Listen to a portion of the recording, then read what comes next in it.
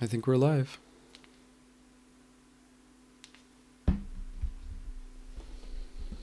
think we are live. The question is, let me update that information again, just in case. I don't think I'm going to go very long today because I'm sick.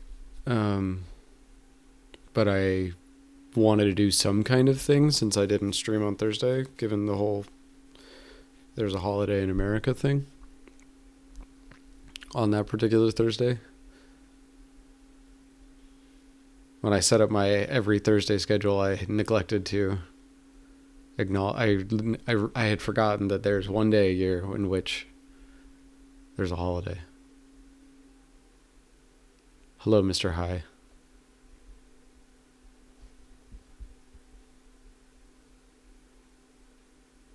The question is, how do I turn this picture off?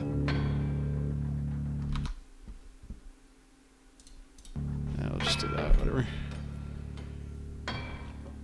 Oh, some stuff is actually cut off. Shit. That's not gonna do. Should have checked that. Let's see. Display capture. Let's move this up a little bit. And then let's go back in. There we go. The tree's closed in tight around you, creating an impenetrable brush.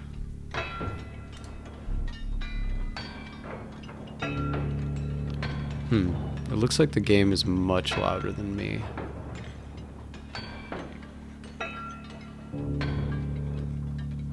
Interesting. I think I might need to fix that.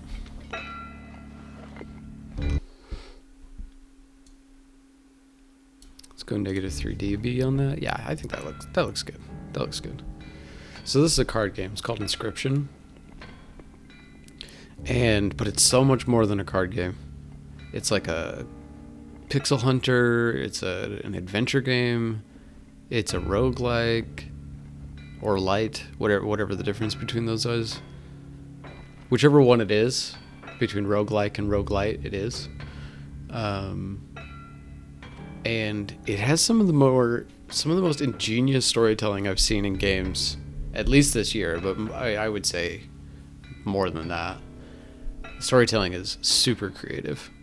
And you'll kind of see how it goes. The primary storytelling is from this character, this mysterious person who's sitting across the table from me, who's my opponent. In a lot of ways, it reminds me of Hand of Fate. I don't know if anybody played that game, but Hand of Fate was a very... it's a good game. It's a fun and good game. It's much more fantasy than this.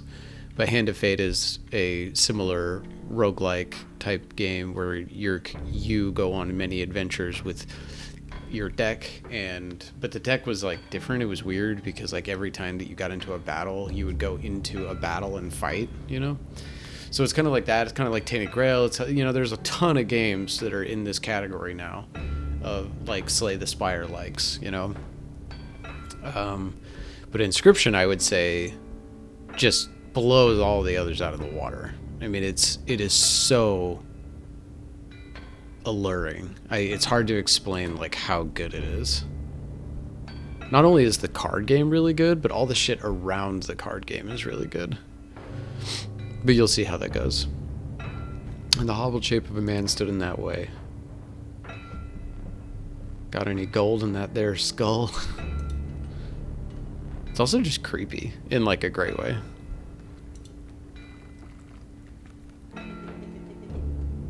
So this is actually a great example of the storytelling.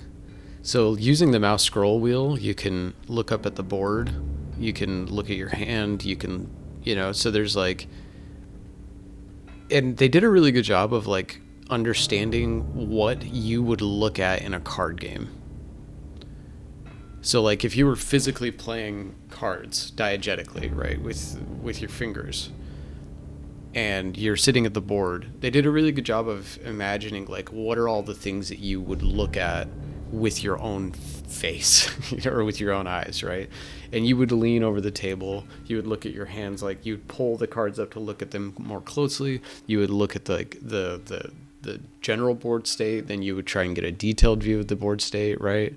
You would try to look at your opponent's board state. So this is the opponent's board state, this is my board state. And yeah, it's just really smart. It's just really intelligently designed. So when this dies, it gives me... There's a lot of complexity to the game. But for now, I think what we're going to do is go...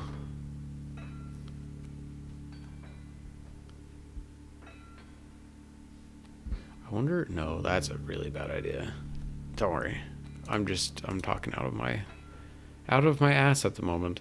So I think what I want to do is to set up a play. I'm going to do the bullfrog here.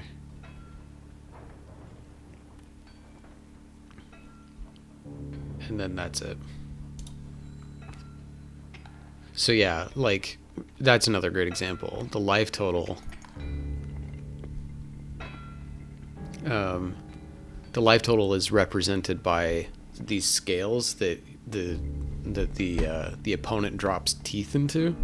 It's fucking gross, but it's cool as shit. Okay, so we're gonna need to make a play. So squirrels are mana, essentially. They're like the mana crystals in Hearthstone, the mana crystals in Legends of Runeterra, lands in Magic, and then whatever else Yu-Gi-Oh uses. I don't know, maybe Yu-Gi-Oh doesn't use mana, but this is the mana resource, right? You use squirrels, you sacrifice squirrels in order to play bigger creatures. So like this stoat costs 1 blood, and this squirrel will produce 1 blood when it dies. The smoke is free, it looks like. I think I am going to play that, actually. I didn't realize that. Because when it dies, it gives me 4 bones. Oh yeah, and when a creature dies, it gives you a bone. So it costs blood to play, and it gives you a bone when it dies. And there are cards that cost blood, and there are cards that cost bone. And it's ingenious. So like, you want things to die in the same way that you want to play things. So right now I have 1 bone.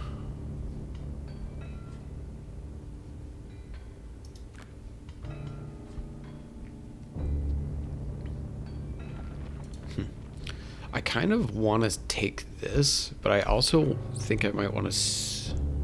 So this hook, I guess we can talk about this side of the board now. So you get little extra objects on this side of the board. Oh, you can't see that because of my camera. Shit. How do we fix that? Well, let's make the camera smaller, first thing. Let's make it a little bigger down here. You know what? This is really annoying that I keep showing you my...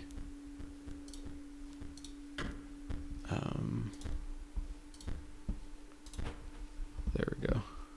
Oh, I still can't get out? Are you... Okay, there we go. Let's see. What seems good? Hey, Renkane Moan. How's it going? Sorry, I'm moving myself around trying to figure out how I want to do this. There's a lot of shit going on the screen in this here video game. I guess I'm finally streaming at a time when you can be awake, right?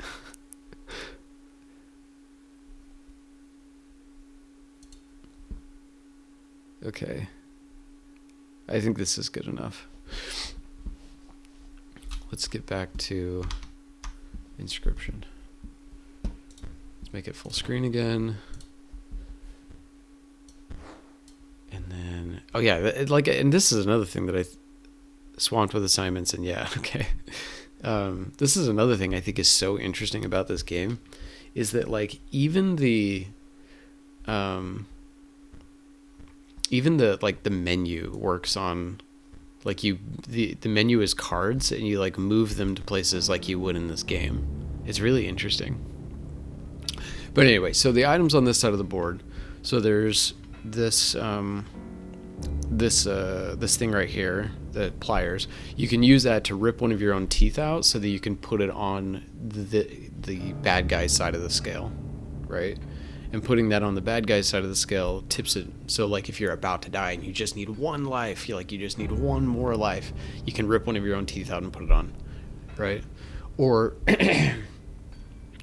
This item, this fish hook, I got because I defeated the second boss. So this is a roguelike game, kind of like Slay the Spire, right?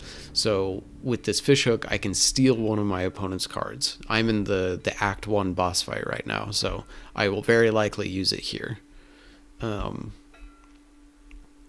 I don't know what to use it on. I kind of want to use it on this because this has a package of cards that I'm going to need. It's an interesting mechanic, yes. This game is absolutely packed with interesting mechanics, and I'll show you some more because a lot of people think that this is just the game. It's not true. There's a lot more to this game than simply this card battling. It's fascinating. It just keeps getting deeper and weirder the more I play it. But anyway, what are we going to do? So I'm thinking I want his coyote to kill my smoke so I can get 4 bones so I can play the cockroach next turn. At which point I'll be able to draw from my creature deck. So you get 2 decks in this game. You get a mana deck and you get a creature deck. The mana deck is filled with squirrels. You kill the squirrels so you can play your other creatures. But I think what I gotta do is play a squirrel, kill it, play the stoat, and then ring the bell. Cool, I got my 4 bones. Okay, now... Yeah, this is another thing, and we can talk about this more as it goes on, but, like, there's 2 cards that talk to you. As of now, there could be more later, but as of now, there's 2 cards that talk to you. There's this guy, I can't remember his name, and then there's the stoat. And you see, like, this one is not animated, this one's not, none of these are animated, but the stoat is. The stoat is animated, right? So is this guy. This guy's animated. This cockroach is not animated. So these are like characters that have been, and you'll see it because I will eventually lose if I ever play this game instead of just stop singing its praises. This is so cool. It is so cool. This game is so cool. It's amazing. It's $15 on Steam right now. I don't think I could make a better suggestion for a purchase. It is so good. Okay, so I can't play Stinkbug because I don't have a space for him. I have 2 bones. He costs 2 bones. But I don't have a space for him. So I think I'm just going to let the cockroach kill the coyote. The pack mule is not going to be moving for a minute. The wolf cub is going to turn into a wolf soon. That's a problem. But for now, that's okay. We'll cross that bridge when we come to it. Bullfrog dead. Okay, well now I can kill the adder, so that's good. I think what I'm going to prioritize in this round is just getting squirrels because I'm going to need to put down a big creature soon. And I have no other way to really do that. No, that's not true. I could kill the stoat and the cockroach if I draw like a big creature, like a wolf or something. Haha. Okay, so now I'm going to be able to kill the pack mule this turn. Because the great thing is when you kill the cockroach, this is an incredibly valuable thing. The cockroach bounces back to my hand, which is awesome. It's like one of the most valuable things that you can have in this game is reusable mana. Because once you kill a squirrel, it's dead. It's gone. You can't use it again. And you have a limited supply. So the left deck, like over here, this deck, that's your creature deck. And over here is your squirrel deck. And you can choose which one you're going to draw from. It's brilliant. It is brilliant. I actually wish that there was a form of Magic with this. Like a form of Magic the Gathering, where you could draw 1 mana, or you could either pick a mana or a card from your deck. I think that'd be sick. Because it's such a genius idea. It adds so much tension. Alright, my throat is a little scratchy, so I'm going to take some cough medicine real quick. I'm not going to do it on camera, because that probably violates TOS or something for drinking scissor. But I genuinely am sick. Okay. Now I'm going to kill the adder with my cockroach. I don't need the stink bug. Not right now. Oh, I did that too early. Okay, so now he's going to kill all my shit because he's a boss. 1 second.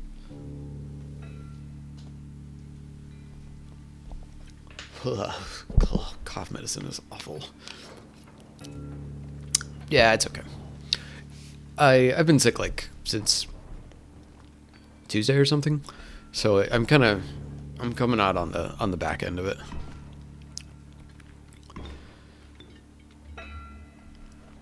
I don't understand why that happened. Corpses are in no short supply. Oh no, it's okay. Why did I lose my wolf though? If a creature you own perishes by combat, a card bearing the sigil in your hand is automatically played in its place. I didn't have that in my hand. I don't think I did. Oh, I did because I got it from the little package. Thanks for the cheer. I'll be honest, I'm not really sure what those are, but I appreciate it. It's not because it's just because I just don't know. Yeah, I'm not. Yeah, you can't give me bits. I'm not an affiliate. Is that what it is? I'm not the lower one. I'm the lowest, not the lower. Maybe I should explain a little bit what I do, just so anybody who's new. Cheers, thank you. So this channel, Fonda Yahoo, I do a weekly stream, typically on Thursdays, although because of Thanksgiving I didn't stream. Typically what I do is I try to find games where the primary focus is narrative, right? Or it does something with narrative that is unique. And to me, Inscryption did something amazing with its narrative, which is implanting its narrative in cards, in, all these weird places, in objects and crazy shit like that. I love that about this game. I love it. And so that's kind of why I'm playing this game, even though it's a little bit outside my wheelhouse, because I think the story is great, but it's not a traditional narrative. You know what I mean? It's not like a hero's journey or anything like that. But I think that they selected a really good genre for their card roguelike, which is horror. I think horror is the perfect fit for this genre because you die a lot. It's built into the nature of the mechanics, right? And like they could have made this a hero's journey, but I always feel like it's weird when you're a hero going on a journey in a game in which you're doomed to die constantly, like more than a Souls-like,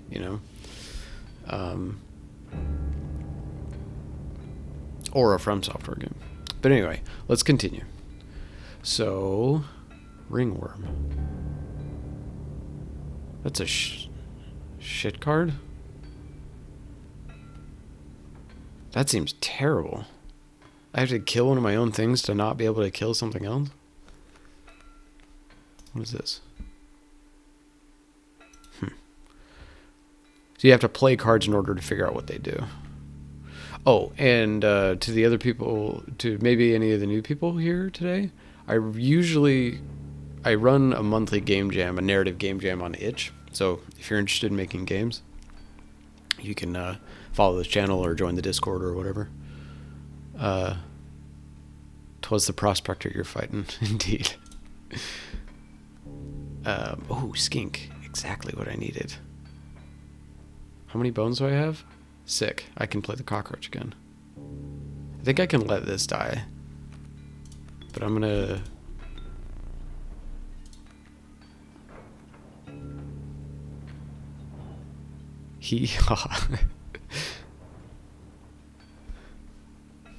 Ah, man, I just love this game. Okay, can't even express how much I love your idea. I'm a huge narrative gamer. Edith Finch, Firewatch, Her Story, Oxenfree, Tacoma, Journey to the Moon. So happy to be around. You're speaking my language. So, like, yeah. I actually haven't played Edith Finch yet, and I've been waiting for, like, an opportune time. Like, I've been waiting for kind of a critical mass of viewership in which I can put out a let's play this entire game together type of thing. Because I've heard a lot about it, but I wanted to go in fresh. And so, like, I've been playing a lot of games like Game Deck, that new narrative game from, it's really good. And let's see. I played Firewatch. I love Firewatch. Her Story is awesome. Oxenfree's a great game. I really love all of these games. So, oh, and I also really want to play Kentucky Route Zero soon. But I think what I'm going to do is I've taken a break from the jams for now, and I'm going to start them up probably in January, just because, well, maybe, I don't know. We'll see. I might start it up like December 26th, you know, to get the jams going again. But whatever. What I want to do is a quick thing on Bloodborne, and then I'll probably move into some of these other, like, more traditional narrative games. But I really, really want to do something about Bloodborne. Anyway, let's beat this boss. IK everything about this game. I'm assuming that means I know. Okay, I'm gonna get the cockroach back down. I actually think that's a very good idea. And I'm going to just pass the turn here. I love that everything in this game is diegetic. You don't click a button that says end turn. You hit a chime, like a bell. I love that. I think that's so fucking awesome. It's just sick. Okay. So Ant Queen's coming down for sure.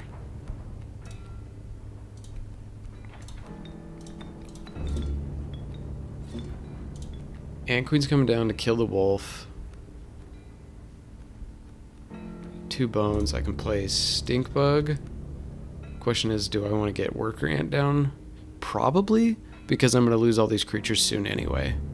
So I think I'm going to just kill this, get the Worker Ant down, do a bunch of damage, knock his first life out, lose my creatures, and then go into my second. Glad I found you. I hope you love Inscryption. It's so sick so far. I've been playing it for a couple hours now, or well, last couple of nights. I haven't beaten it yet because I've just been enjoying it. A little bit later, this will turn into a 8-bit. Yeah. Don't spoil too much. But I do love. I've seen some of the stuff, and I have run into some interesting things so far. Like I saw that weird painting thing. It's brilliant.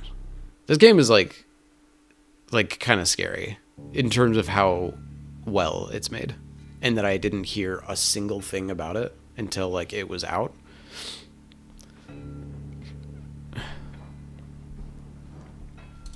Yeah, he struck gold. Okay, so now I'm thinking that I want to steal the Bloodhound. Maybe it's a bad idea, but part of the fun for these games for me is just kind of learning why that's not a good idea. You know what I mean? I wanted to learn what this does, but I don't know if this is the right game to do it. But then again, this could be the right situation to do it. But I also can't even play it because it costs 2 blood.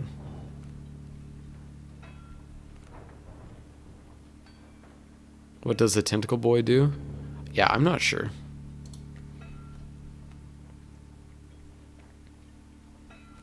I just don't have anything to play. Like, I just kind of have to wait until... Because I'm not playing Ringworm. That's a waste of a squirrel. That's a dead card.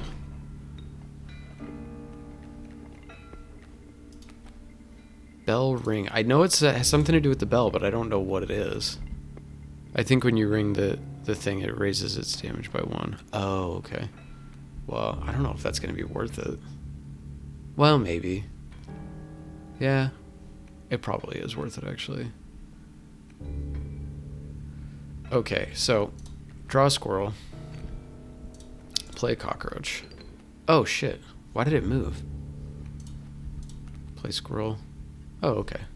Oh, right. Duh.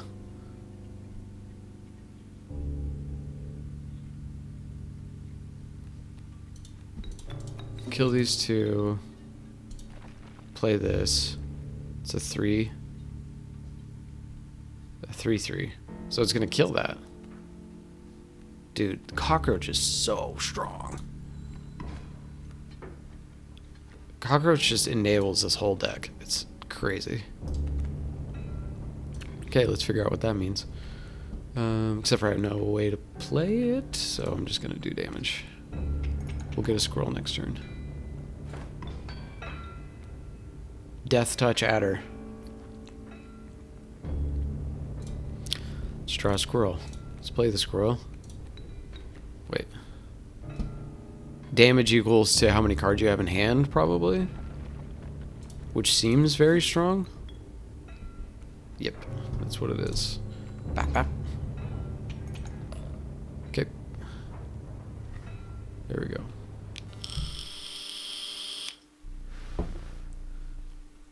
You will not perish quite yet. I didn't even need to use the hook. I gotta use that hook soon.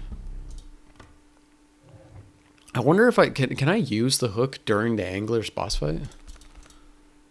Oh, what? What the fuck? I didn't mean to do that. Wiping the dust from your trousers, you return to your journey. Okay, so now I get to show the other half of this game. Well, not half, but the other 25%. Yeah, I do. We will need another map. I do know that, thanks. Tepid water flooded your boots. A fly swarmed around you. You had entered the wetlands. Okay, so now I can step up from the table. It'd show something that really just no fish, no pass. I don't know what that means, sorry. I still don't know what this is, but I don't want anybody to spoil it. Actually, let's just go ahead and say that for everything in this room. Nobody tell me anything about... I mean, as long as it's... Don't tell me how to solve any of this stuff. The game's aesthetic is amazing. It's incredible, Rankane Moni. Identified rodent. It's incredible. Like you're in this horror cabin. Oh yeah, I forgot. You can take some teeth, which is something I'm going to need. I'm sorry, you can't tell me what to do. You can't. I'm sorry. I'm normally like, spoilers are not a thing that I care about. Like you can tell me the end of any game. As long as it's a good story, I usually don't give a shit. But with this game, I feel like the mechanics are so integral to, and the discoveries are so integral to the narrative. Like discovering this guy.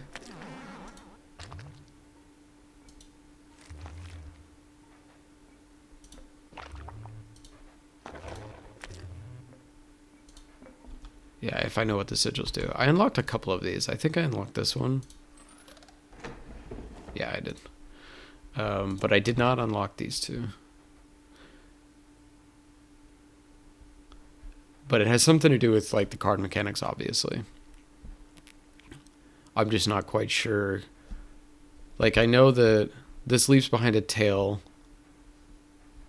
This... Ants do more damage based on how many ants you control. I control 4 ants, so this is a 4/2. So this kills this. Yeah, 4 damage, 4 ants, right? But... And it's 5 damage to win. Arg. Well, you would still need to understand the sigils. I do understand the sigils.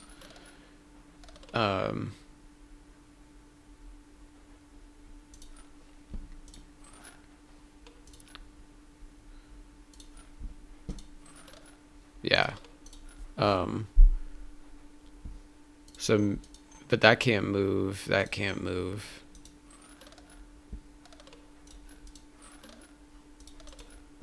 So yeah, this is the problem that I've run into with this one, is I don't quite understand what it wants from me here, because I mean, I guess I could do that, but that seems wrong too. I just don't have enough movement options for it to like kind of gel in my mind of like, oh, this is what I'm supposed to do with this puzzle, but it's okay. I probably should solve the ant puzzle though, considering my deck is like an ant deck. But I do know all the sigils. This is flying, this is jump block, this is ants deal damage equal to number of ants, this is when this dies, leave a tail.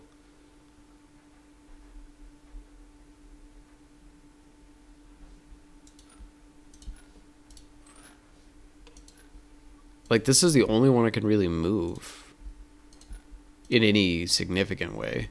And all of these other ones say that I did something wrong. Because oh, wait.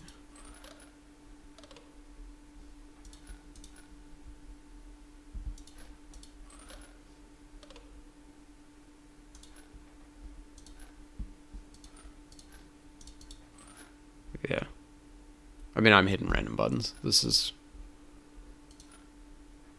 There's no thought going into this.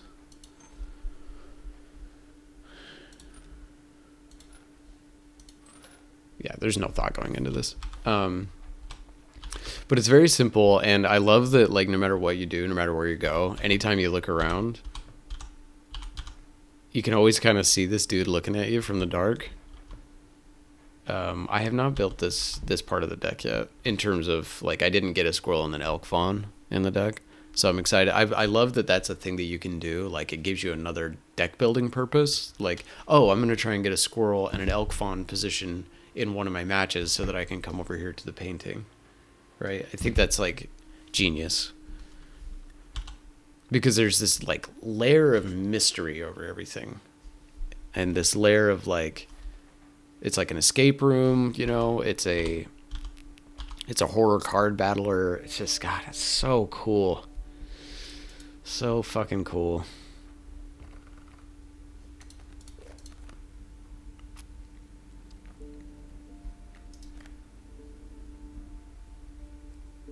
That actually seems pretty good.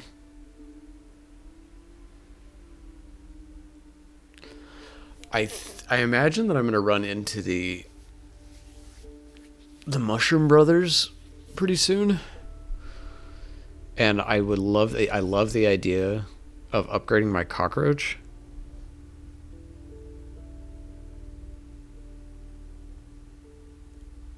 Yeah, the angler, yeah, he's fucking gnarly.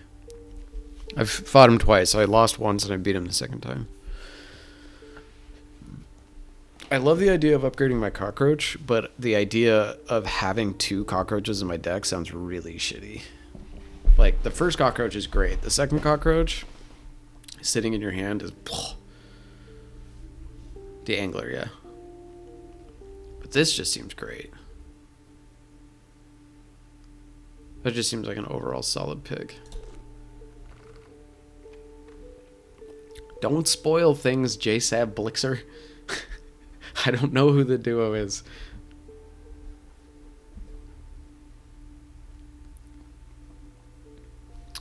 I think I do want...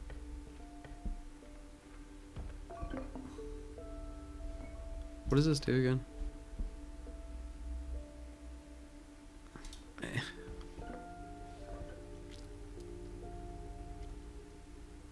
Bones or blood? I think bones.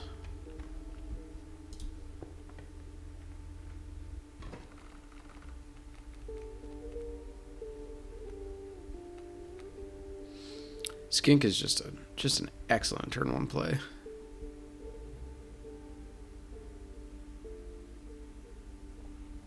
It's going to be a 1/2 and it's going to hit me.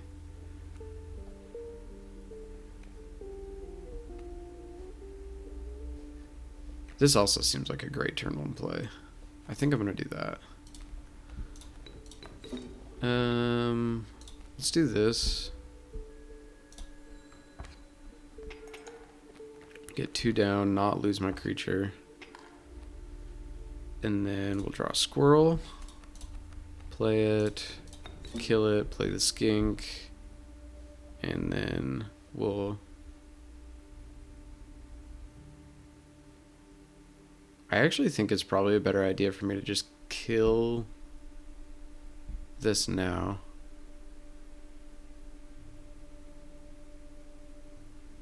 I do not have the caged wolf, no. The thing that's over, like, behind the behind this guy, next to the locked cabinet. Because no, I don't have that. I've tried to pick it up a couple of times, but it won't. I haven't been able to do it. I want the 0/1 to stay alive. The fuck? Oh, it's hard to call it.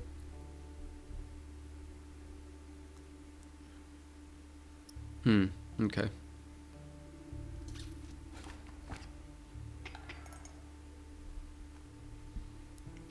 Okay, nothing in hand. Bullfrog will kill Mantis. If I draw a creature... this has got to be the play. Yeah. Kill Wriggling Tail, play Worker Ant, kill Mantis. That's okay. What I really need is to draw a creature with bones. You don't need to give me tips, J-Side Blixer. I'm okay. Use it in battle and wait for its cage to break. Okay. The floating B card is just so funny for some reason.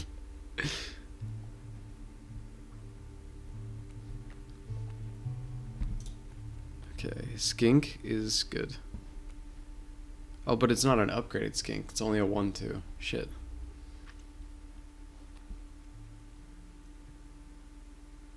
Do I just hold on to it? That could be. Yeah, the animations are great. The little flying animations for your creatures. I've tried to make a couple of flying decks in Inscryption so far, and I have not been pleased with the results. I find that I actually want to kill creatures more often than I want to avoid their damage. Like, one good flyer, I think, is probably all a deck would ever need. You don't want, like, 5 flyers, because then you're just going to be taking damage, and the game is imbalanced against you, so making good trades, it feels like, is the better option. I don't think I'm going to play this Skink. I don't think I need to. I'm fine taking 1 damage from an ant. There we go. You've got me this time. You think I'm going to accept the Olive Branch? You're insane. I can overkill damage.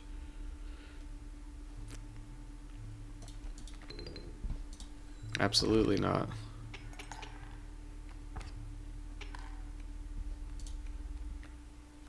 There we go.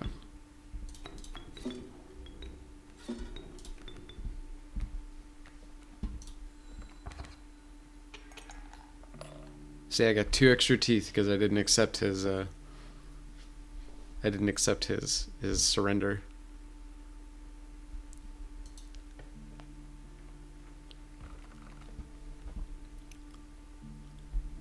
Okay. Man, I feel like the game's trying to tell me something here. I wish I would have looked at the board.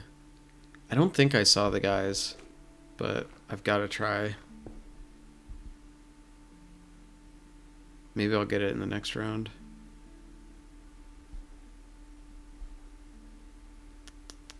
I don't think I need anything else on the side. One thing I wish I could do, I mean, I understand why they didn't let you do it, but one thing I wish I could do is refuse some things.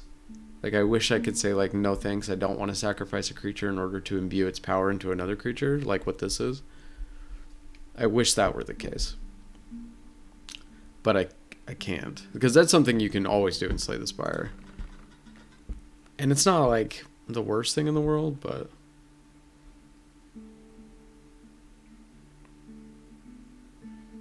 yeah, probably. You're probably my choice. I think I would maybe like to give... okay, so here's a question, actually. This is a question I have. If I sacrifice this to, say, give the Smelly to Bullfrog, does Smelly replace Jump Block? That's something that I'm okay with being spoiled. Because I don't want to replace Jump Block with Smelly. I was hoping I could give, like, it does not replace it.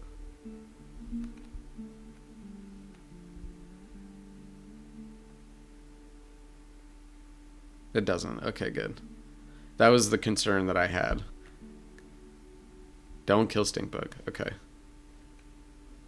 I won't kill Stinkbug then. Oh, if only I could give Cockroach to, like, a squirrel. That would just be the fucking best. I would love that.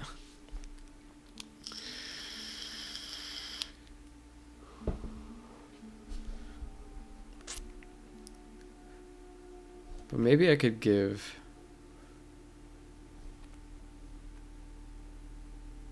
I have Ouroboros in my deck? I didn't even know. Oh, that must have been the card I accidentally added. Maybe I could just sack Kaminsky to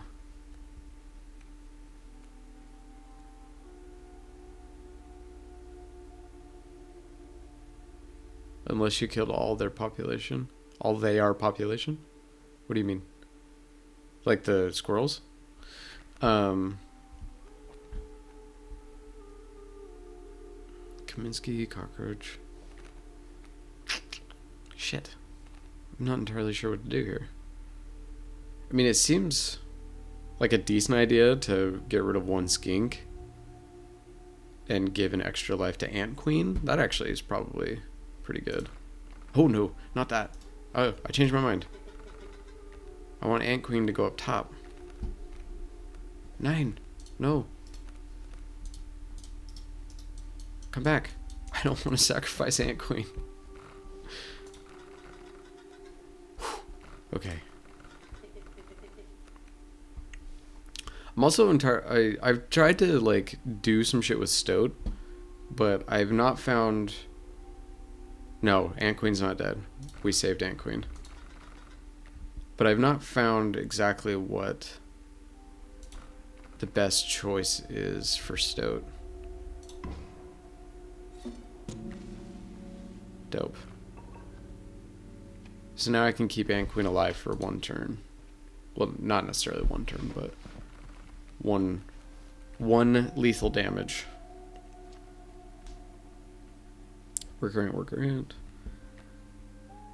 Hail Ant Queen, indeed.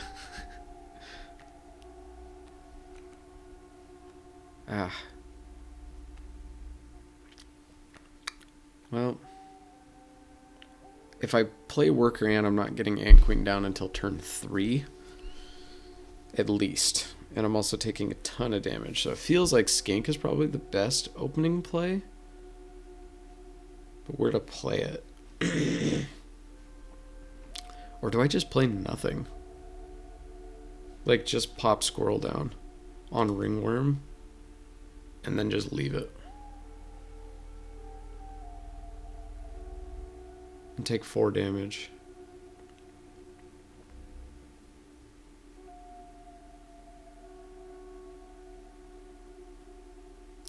Three damage with 3 health. Yeah, right. Yeah, absolutely.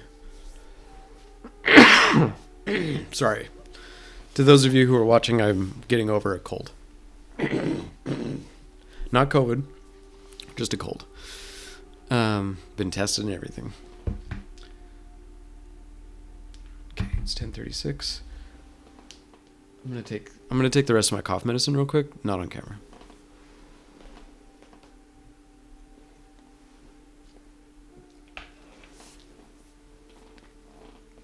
God, that shit tastes foul. Oh, it's horrible. I have a water bottle on my head. Ah, I see. Yeah, the handshaking thing is amazing. It's so cool, especially in moments where like there will be a moment in which you are fucked, right? Like it's pretty clear that that this guy right here has got you. And there's this amazing diegetic moment where it's very immersive. Like I'm looking at my hand, I'm looking at my deck, I'm looking at the board, I'm looking at my hand, and it feels like what I would feel if I was playing a really intense game of Magic. Which, by the way, for those of you who don't know, I love Magic. I play Magic all the time. I probably play Magic almost every day, just because I love it. What? Jay said. I don't know what you mean.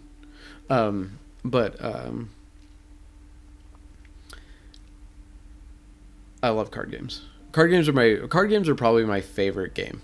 Like I play almost every card game and I love almost every card game. Except for some of the old ones. I'm not a big fan of like Bridge or Rummy those games are not particularly interesting to me, but like I love poker. I even love Pokemon.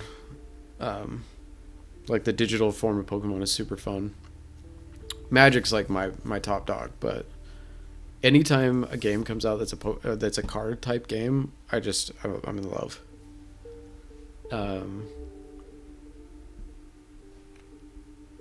Anyway, let's play out this first turn. That's so many ants.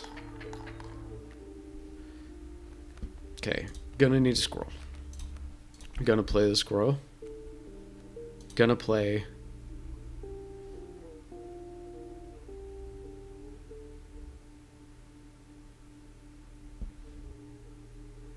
ant queen here.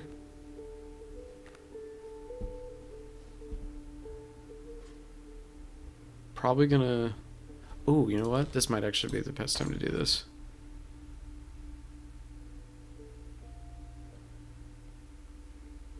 I'm super scared that I'm gonna die.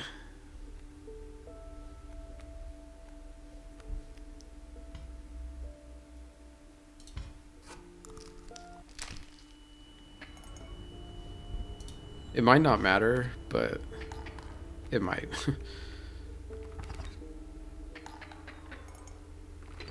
Damn it. It didn't matter. Shit. Fuck. That sucks. I understand that keeping certain things hidden from you is a good thing. Like not knowing exactly how many teeth. I mean, I guess I could stop and like zoom in, like really get close to the screen and look to see how many teeth it takes to kill me. But you are losing something in not giving the player complete information, right? But I don't know if it matters in this game. Like, I think in Slay the Spire that would fucking piss me off. But in this game, I don't know. I just forgive it for some reason because I think the horror, I think, is what how it's foreboding in every opportunity. Trial of Power. I don't have many powerful cards. The Trial of Blood. Trial of Kin. Oh, I was really hoping one of those was going to be Bones. So this is a trial. And the trial is I draw random cards from the top of my deck, and they have to equal this amount. So either 4 damage, they have to cost 4 blood, or they have to be of the same type. There's no way... my deck is not themed enough. I mean, well, maybe ants.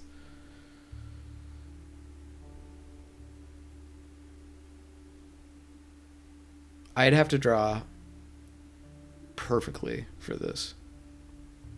I don't think I can do this. Because I don't even know if it would count. Like, if I drew 4 ants, would it count? Because it's not printed on the card. It's an equals to. It's like Tarmogoyf from Magic.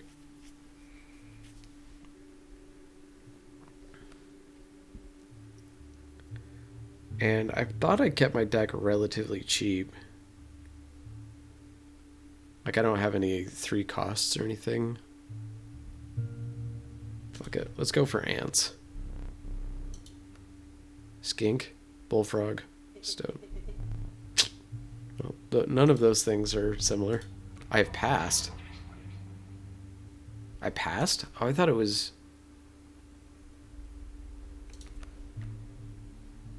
Oh, I love this card. It's so amazing.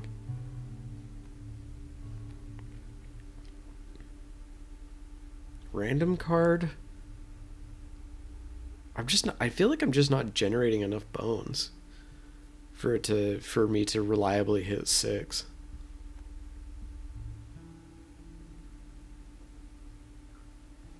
The idea of having 2, it's for 1 though. Like, if this were free, this would be really good. But for 1, I feel like it's a waste of a squirrel.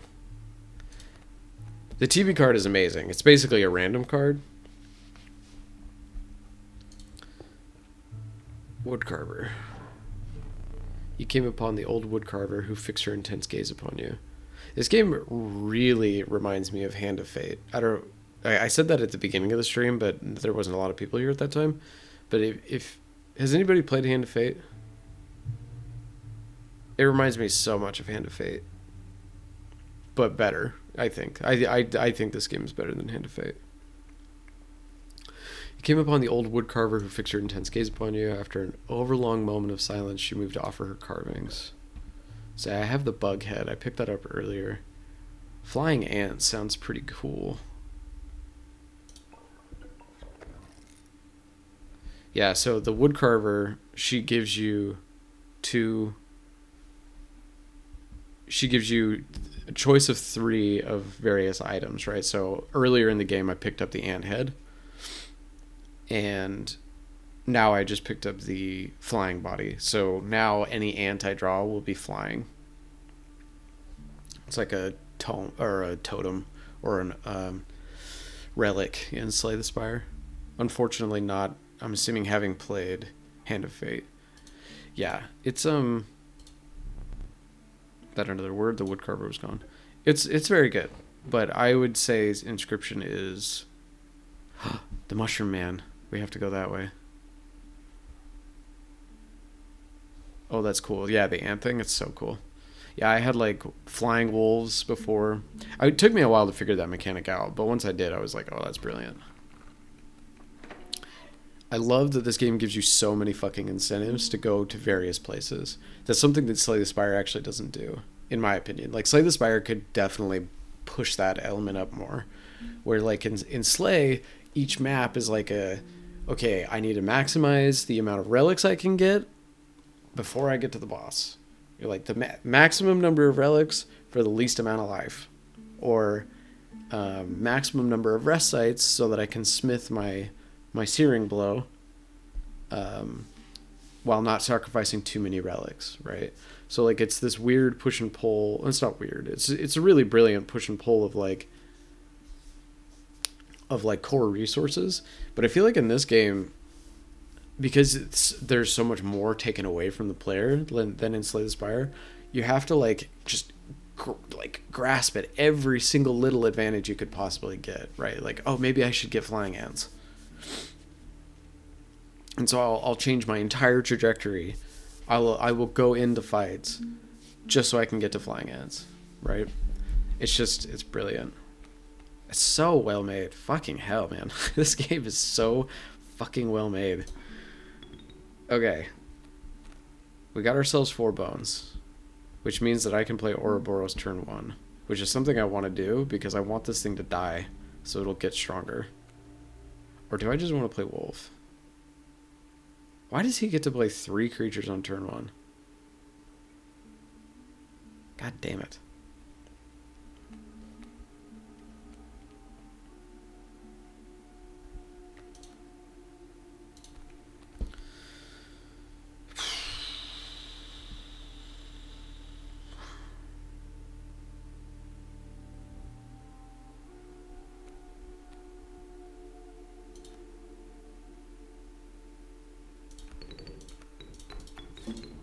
Let's try this.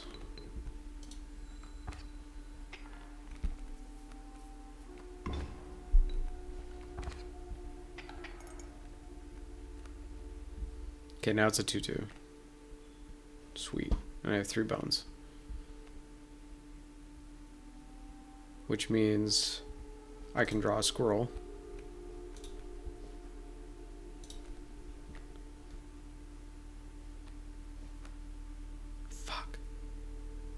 This is one of the things that I wish I could do. Man, I am not going to live. There's no way.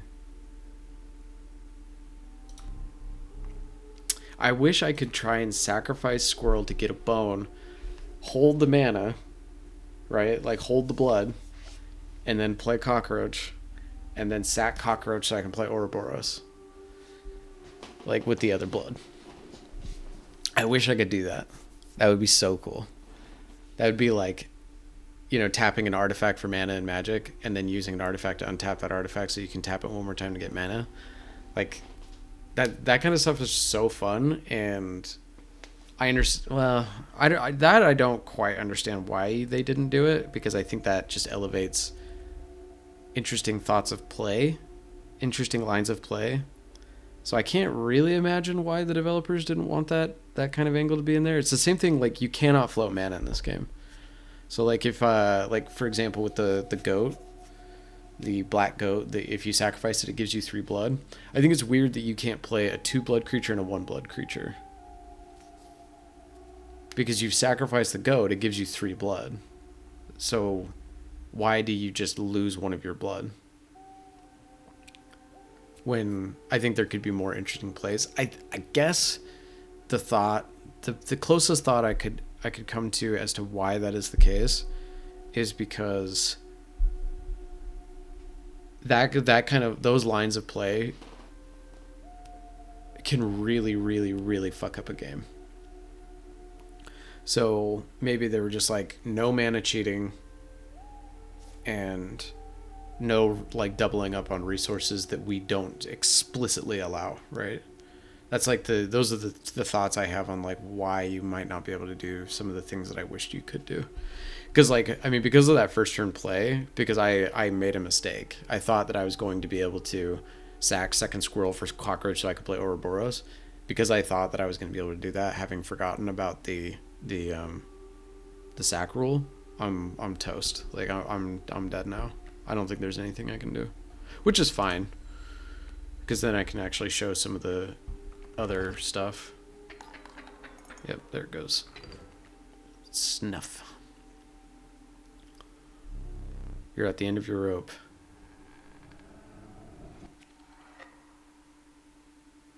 I'm dead. And then here comes one of my favorite mechanics.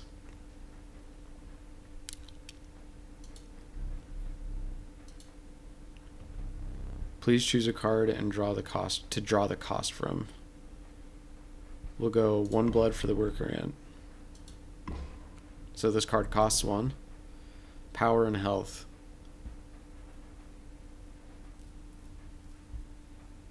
Let's do number of ants. I think I want to try and go for the ants again.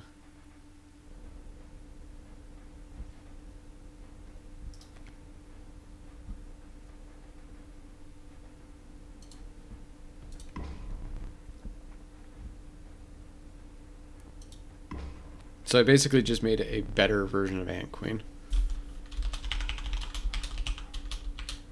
Better Ant Q. That imagery is terrifying. Yeah, it is. There's one last thing to do. Stay still. And then he takes a picture.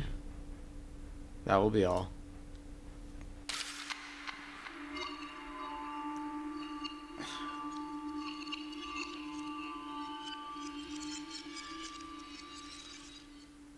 And now I am alive once again. I had such high hopes for that last one. Why do I bother trying to teach you? You will learn as we go, or you will die. Your pitiful deck. Yeah, I know. Okay. Whoa. What the fuck was that? That's new. Can I get back in here? And get my ants? Shit. So that was a one-time deal, huh? This is where I got the ants from last game. Give me the damn caged wolf.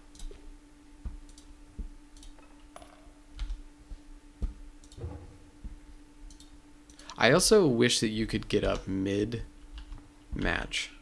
That would be really cool. Like if there was like a really important move coming up, right? Where it's like, if I fuck this up, then I lose the entire game, or if I don't fuck it up, then I win. And you could get up and pace around. I think that would be really fun.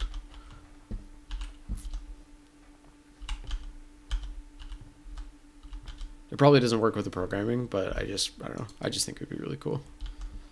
Just from like a flavor standpoint. All right. I can't remember what this is. I think it's like you pick one of 3.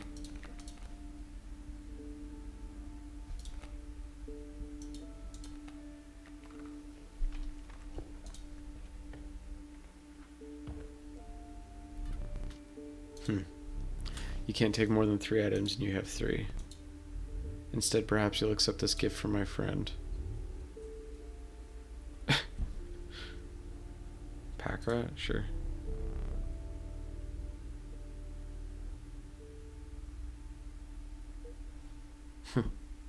Interesting.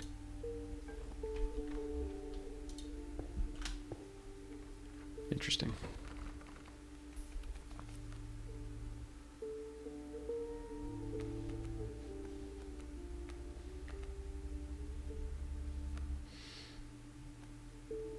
Mantis, Stoat, Bullfrog, Squirrel, Sparrow, and a giant spider. I like that they put that little spider in there. He comes up every once in a while on the table. It's just like, it's just something extra to look at. You know what I mean? Like when your eyes are kind of tired of examining the card interactions, and you can just like, oh wait, what is that? Oh, it's a spider, right? It's that spider that's always there. Or like his hand, right? Gives you another thing to kind of just digest for a second. Okay, squirrel go here. And I think we just put mantis where squirrel is. So we can do 1 adjacent damage. Oh wait, we're not going to be able to do that. Oh no, we will, because it doesn't hide. It's cute, yeah.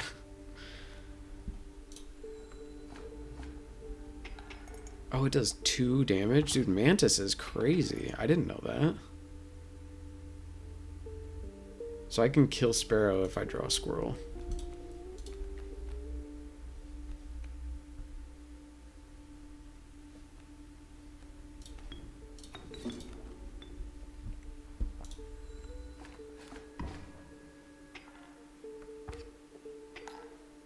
I should not have played Bullfrog there. I should have played Stoat there. That was stupid. That was dumb.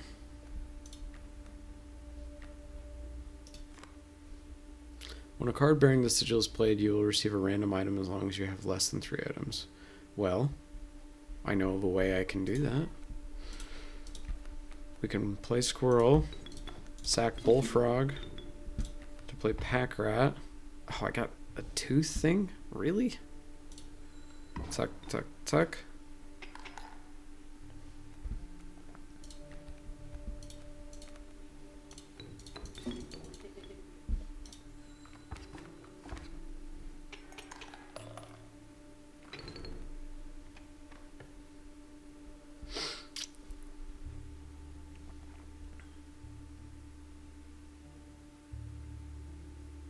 One of the things that I think is quite funny about this too, about this game.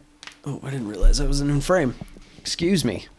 One of the things I think is really fun and interesting about this game is like, it's clear that this murderous, like, crazy man who lives in a cabin is doing like a lot of work to tell this story. Like he makes these incredibly detailed maps, and like, it's clear that the storyteller is into the story that they're like, he's really enjoying it. Like, he really likes to do it. So he's a maniac, but he loves telling good stories. It's just like this really funny thing to me that that I think adds a layer to the weird mystery of this character. Because the game is really more about him than it is about you, the player, right?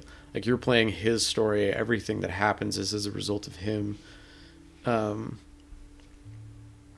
Like, the player is relatively reactionary. It's a reactive component of the story, whereas, and this could switch, but as of now, it feels like the proactive character in the story is the opponent, and the reactive character is you, right?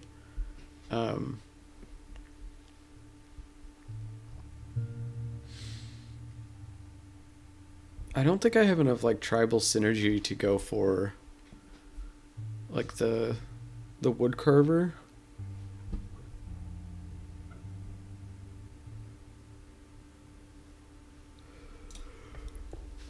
I literally have no tribal synergy, so my pelts, I fucking hate this guy. I forgot that this was pelt guy. I fucking hate pelt guy. That's all, sir. Thanks.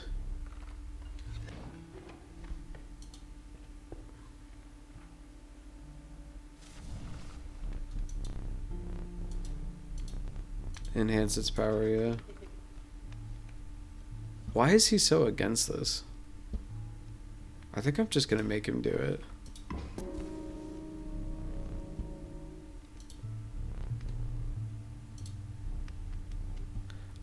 Yeah, let's do it. No, we're not. I'm not risking a 1 mana 3/3. 1 mana 3/3 is crazy strong.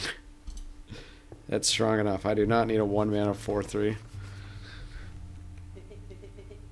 Yeah, indeed.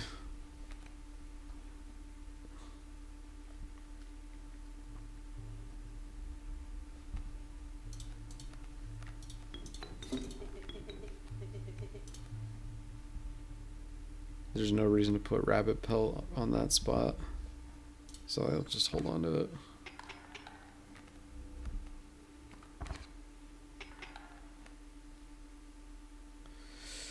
I wonder if I should just draw Squirrel for the next 2 turns.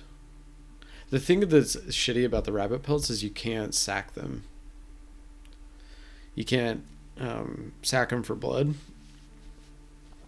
So I hate that guy, because he gives you dead cards. Like, they're not totally dead. You can put them in your deck, or you can put them on the field to get killed real quick. But they're not my favorite.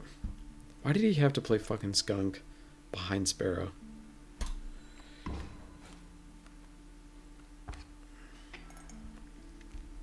Okay, let's draw a second Squirrel to play Wolf. Kill both of his things. And then let's draw a top card. 2 Pelts, great. I mean, yeah, it doesn't matter. I don't think I've seen that symbol yet.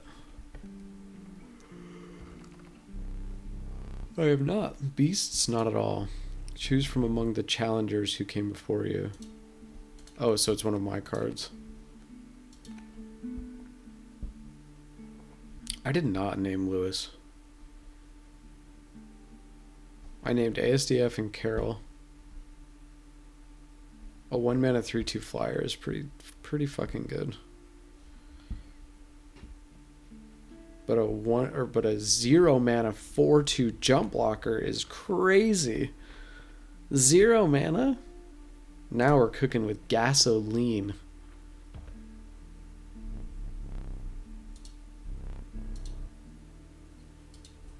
Want a pack rat? Sure. Pack rats seem quite useful, actually.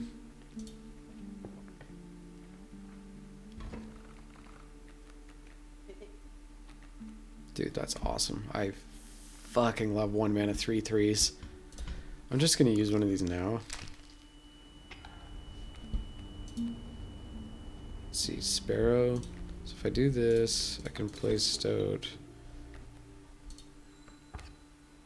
And then hopefully he draws. Oh, I fucking hate Alpha. Oh, I hate Alpha so much.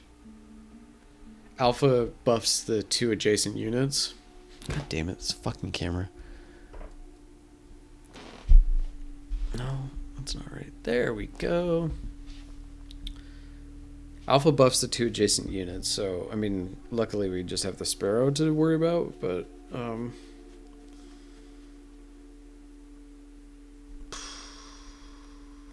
fucking Rabbit Pelts, man. I think it's probably just best for me to draw Squirrel and then hope. I mean, I'm not really hoping for anything.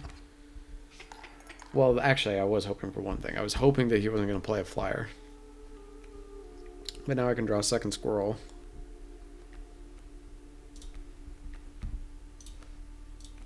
Play 2 Squirrels. Sack them. Play Wolf. Kill Alpha.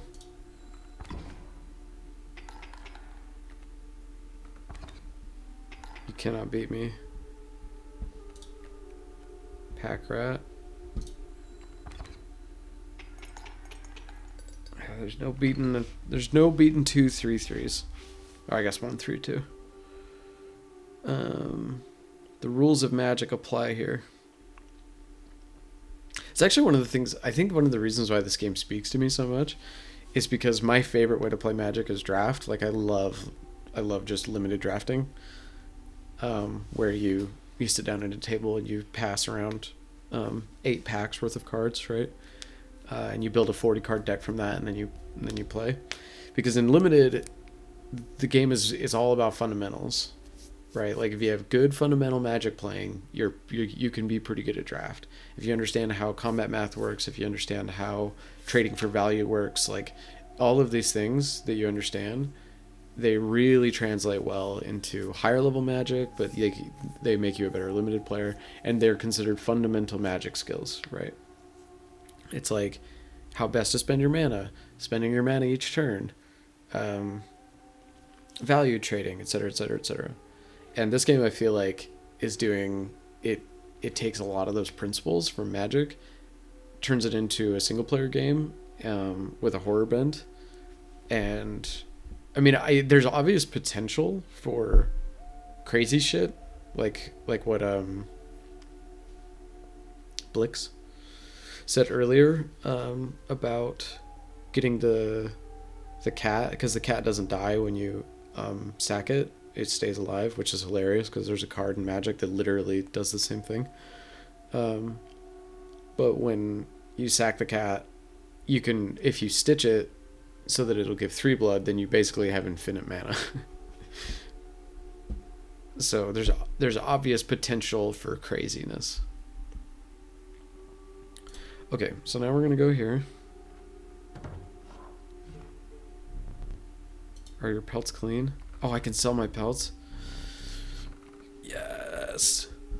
I can get rid of the pelts right before the boss fight. What is this? When a card bearing the sigil is played, a rabbit is created in your hand. A rabbit is defined as 0 power, 1 health. So, when a card bearing... Why would I want that? I guess, like, it's a blocker that creates mana. Yeah, that seems actually pretty good. The Moose Buck is super good, but I just have no way to generate 3 mana. Like, that's going to be a dead card in basically every single game I play until I hit like a black goat, or I'm also just not generating a lot of bones. I'm going to try the Warren. Oh yeah, that's right. I have to take 2. Well, I guess I could play Alpha. I feel like Alpha is kind of an always solid play. Or maybe I could sack Alpha. Oh, I didn't even think about that. What do I want? Alpha. Oh, this would be so cool. But it's a blocker, and I don't know if I want a blocker to have that ability. I need a creature that, like, doesn't... This seems pretty dope. Yeah. You are going to get Alpha's ability.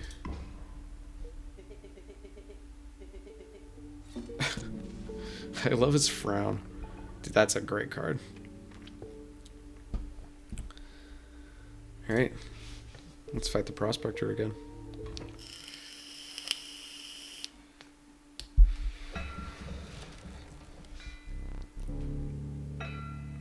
It's kind of annoying that he turns off one of your lives.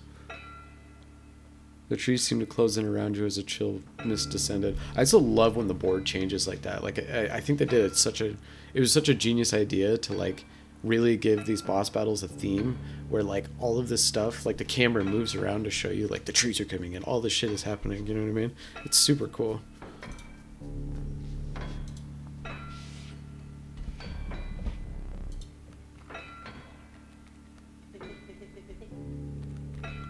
Indeed it is. So if I sack this, I get 4 bones, but I don't think I have really anything in my deck that cares about 4 bones, because I just got rid of the Alpha.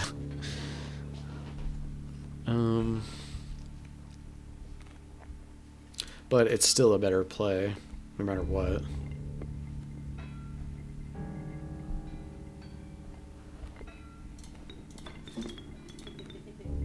It's not a bad play, it's a good play. I need to keep you alive, sir.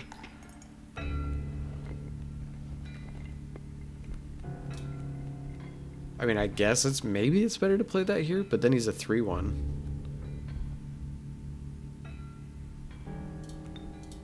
Oh, no, that's not what I meant to do. So we're gonna... No. We're gonna squirrel, play the Warren. Never doubt the fecundity of rabbits. So this is just a straight up better... No, it's not a... Well, it's not a better squirrel. But it's good.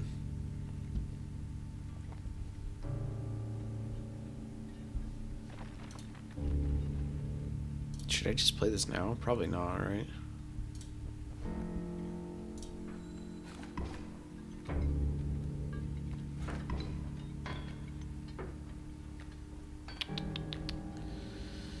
Okay, so if I play Pack Rat now... Okay, we're gonna draw... Okay, that's pretty good.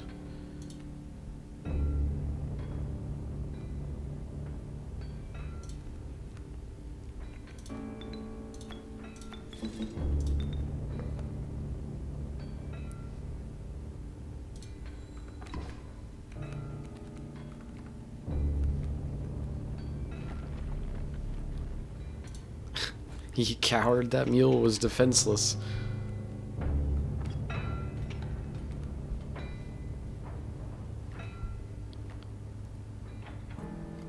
Let's see, adder. This costs 2 bones, so I'll probably play opossum.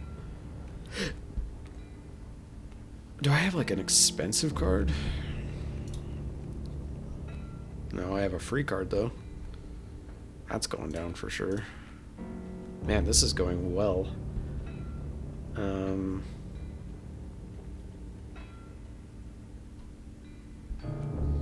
I think what I'm gonna... Oh no, I'm gonna lose that card. I'm so stupid. I just lost my... Like one of the best cards in my deck because I'm gonna knock him out this round. And then he's gonna kill all my shit. Well, there's no point in playing anything else. I'm an idiot. Goodbye, all my good cards. I was so excited to have good cards for once. I'm such a fucking asshole. God damn it.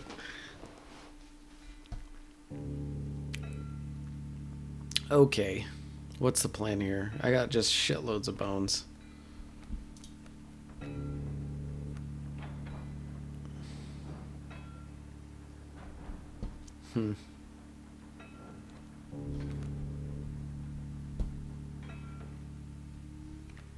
Yeah, there's just not really anything to play yet.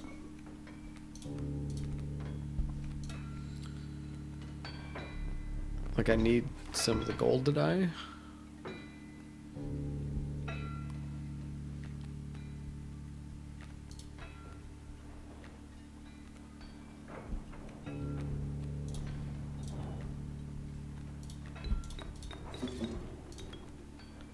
Now Bloodhound dies. And then I can play Opossum for 2 bones.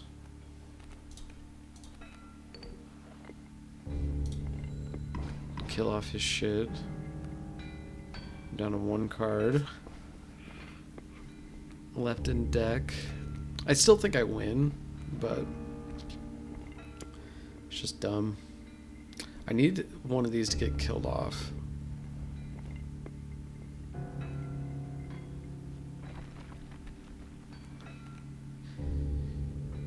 So yeah, returning to the idea of like sacking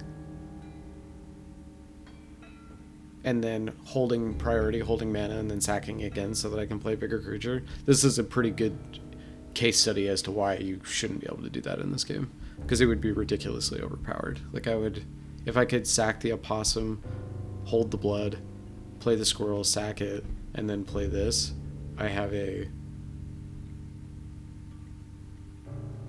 1, 2, 3, 4. I have a 4. I have a 2 mana 4/3. Just that's not something that you can really accept. Okay, so what is my last card? Ah, okay. But now I can do like, I don't need to though. I can do squirrel. I feel like actually this is just a better play. Like this gives me a resource that I can use in any round. Like how is that not just better? And then I can play stink bug. What the fuck is this thing? That's cool. Definitely gonna use that in the angler.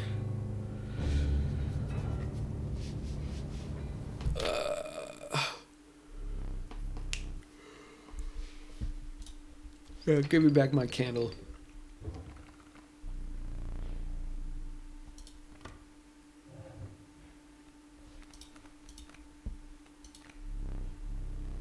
Mantis God. It's fucking awesome.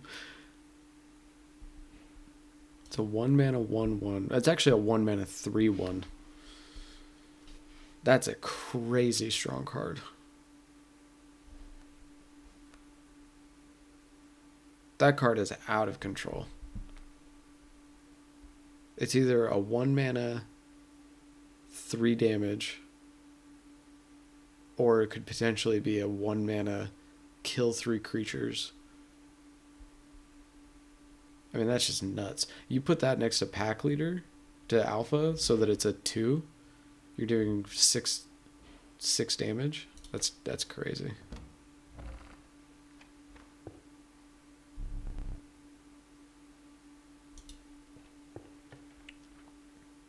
God, I love this game.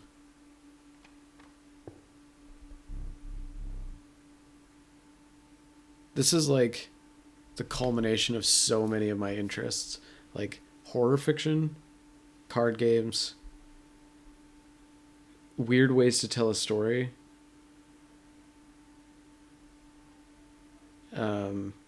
that sound, like the sound of his voice. I just love that sound. Like I love it in music.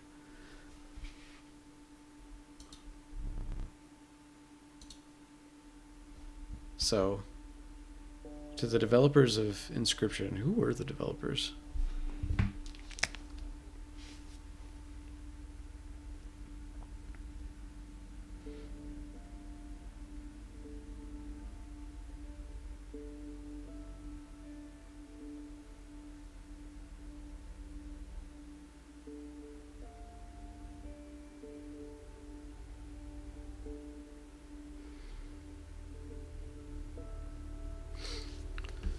It's a very unique game for sure. Indeed it is. Sorry, I was going to look up the developers for the game and then I saw a text from my wife.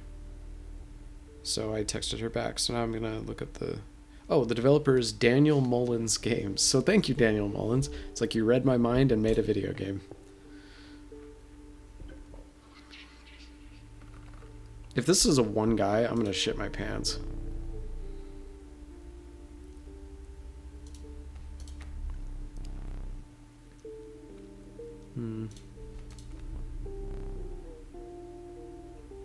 I think this one. I'm pretty sure I have a sigil heavy deck. Fuck me. Goddamn wolf. I thought I had a pretty sigil heavy deck. Do I want to go into a boss fight just to get a carving?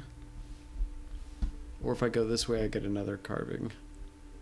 This symbol right here is a boss fight symbol. I mean, it's not a boss. It's like a mini boss. It's not like he doesn't put on a mask or anything, but it's a fight that has one of those twisted on modifiers, and you can get fucking shreked by those, as I have discovered. So I think we're just gonna go. I don't. All full? Seriously? Can I not have that? Can I turn it down? Can I don't need 3 pack rats. This is hilarious because there's actually a card in Magic the Gathering called Pack Rat, and you can make an entire deck out of pack rats. Normally in Magic you can have only 4 copies of a card, but Pack Rat you could have any number of copies of Pack Rat. It's not always useful. There's diminishing returns on pack rat now.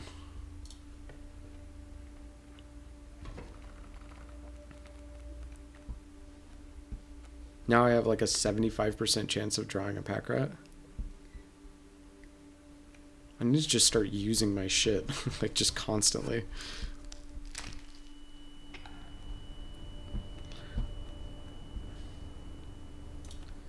Okay, we're gonna do this. We're gonna kill this to play this. We're gonna get rabbit. We're gonna play rabbit. Then we're gonna get stoat, and we're gonna play stoat. Oh, why did I put the warren here? The warren should have gone here, or no, here.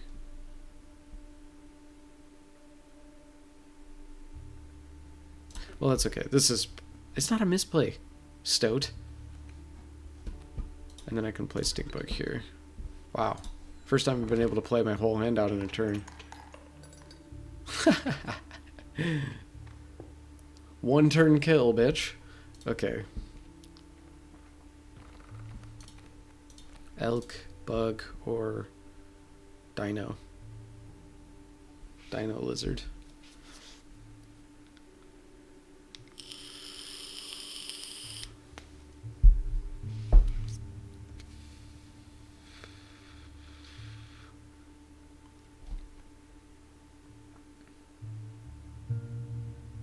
It is nice, isn't it? That felt very nice to be able to kill in one turn. So how are your studies going, Mr. Rankane Moni? Sorry, I'm never going to be able to pronounce that right. Even though I think Didn't you tell me how to say your name once? Or I discovered it, and I've since forgotten.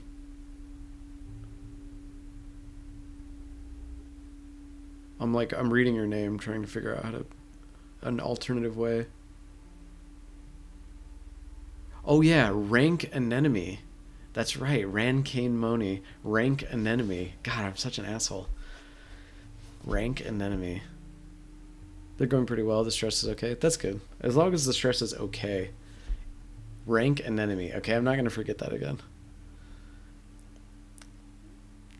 Rank. No, I really like identified rodent, though. This probably makes no sense to people who would watch it on YouTube. They're like, what the fuck are you talking about? Rank anemone. What are you studying? If you don't mind my asking. You can tell me to fuck off if you want. Oh, Snapper. I have not found that card to be good. A 2-mana 1/6 just doesn't feel like it gets you there. Cool, now I can double up.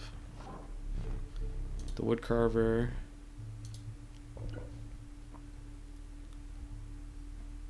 I have not found this to be...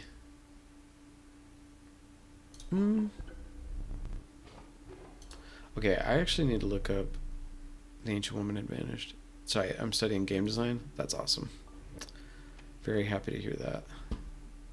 So are you taking game design classes, or are you taking programming classes? This is something I'm actually curious about, because I've read and heard that game design is not a particularly code-heavy job, but every time I've looked into game design, it's always like, you must be an expert in C++. Because I wanted either write for games or be a game designer. But I went down the MFA in creative writing track going on 7 years ago. And there's no turning back now. I just graduated with an MFA.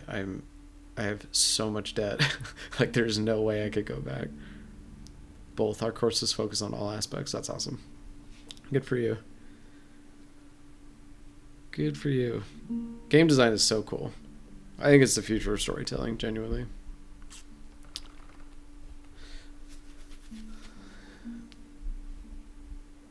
What emoji is this? the smile D. I don't have a lot of tribal synergy still, for some reason. I have a lot of pack rats.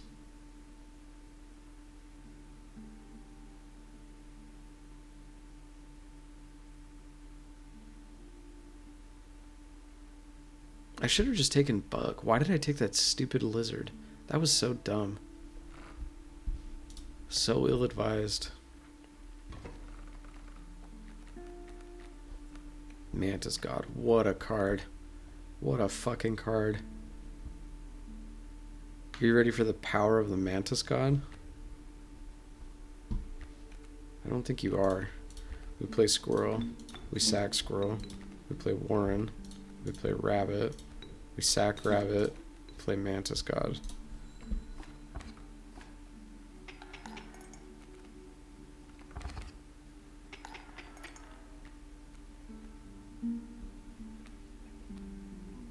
And then we hit Stoat off the top. Fuck. Well, that's okay.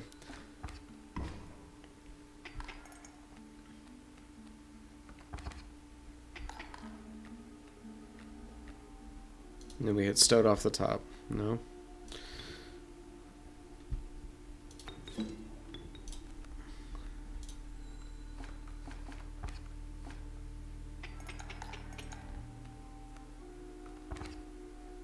You cannot defeat me.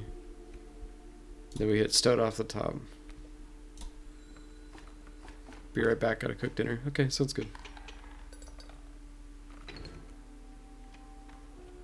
Beautiful. Ringworm. Cockroach, love that guy. Rat King. Cockroach. Love Cockroach. Reusable mana.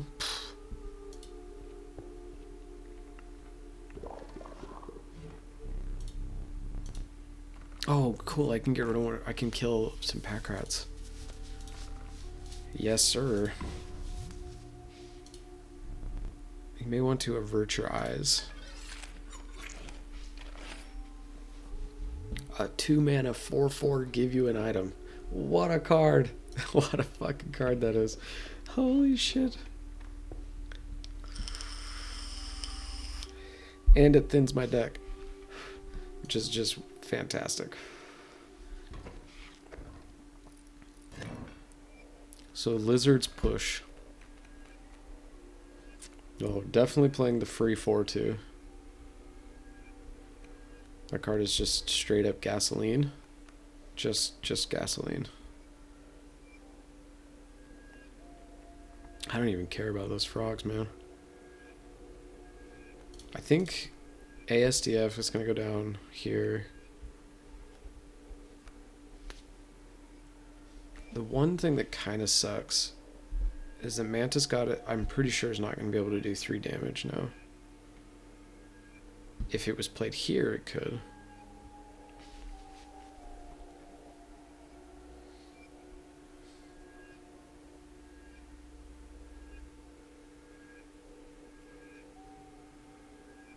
I think I'm just going to pass turn here.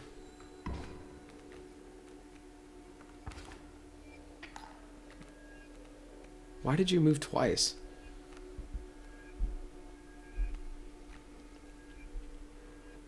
Now I'm going to lose ASDF. That's annoying as fuck. Because of the death touch on the adder.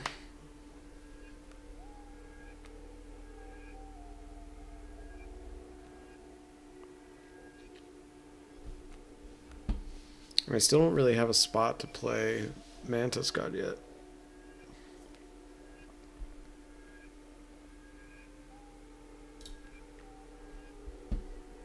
That's not what I wanted.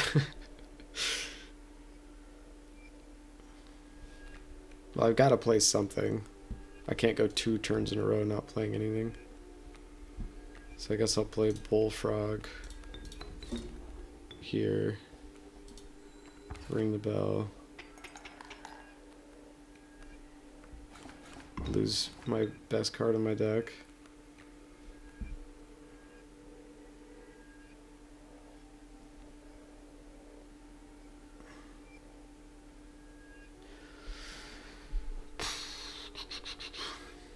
It feels like a very good idea to play Mantis God this turn.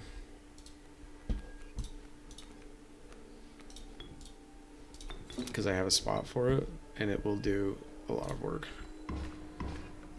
the power of the Mantis God is just insane.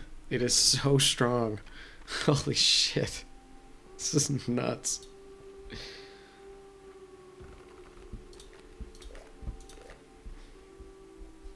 Mantis.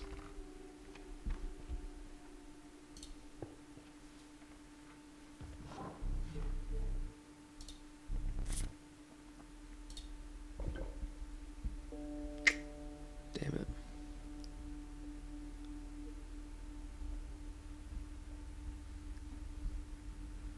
I guess elk. I mean, I was hoping for bug. Yeah, I mean, there's nothing else I can do, so.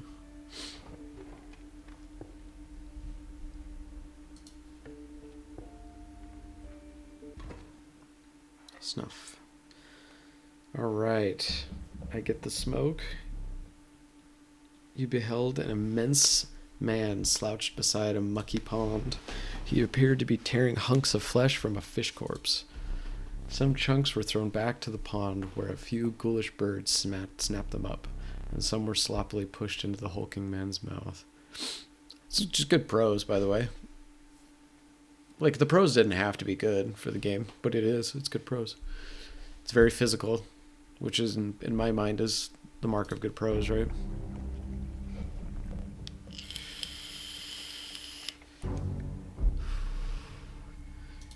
You bring fresh fish. Easy choose. Mantis God, out of control strong. He's gonna steal it, though.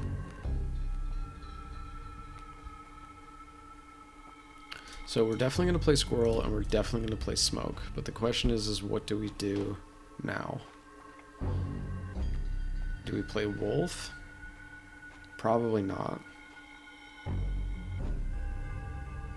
I think what we do is we sack smoke, we play Mantis God, and we hold off. We do 3 damage. Now he talks about stealing one of my cards. So now I draw squirrel, play squirrel, and then leave it alone. Let him take a squirrel. Snuff. Go fish.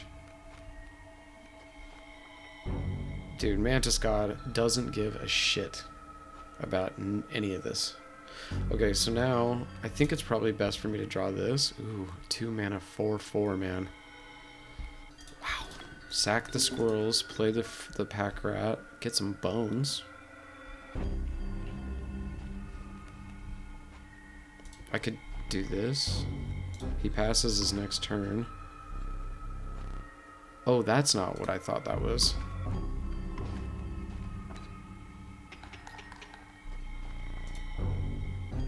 Well, thank God I told him to pass.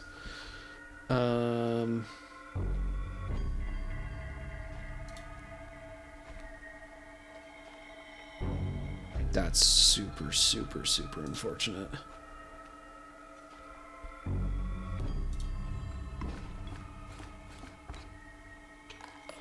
Okay, whatever, it doesn't matter. Fuck me. That was scary.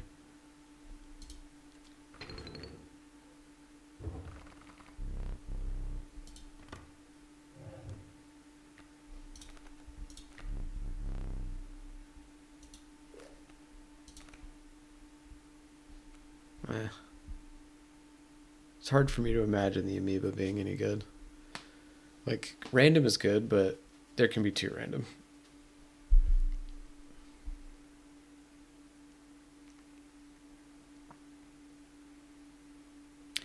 The one worry I have about picking up yet another pack rat, like, it would be so cool to get a pack rat and then hit the mushroom men again so that I can combine it. But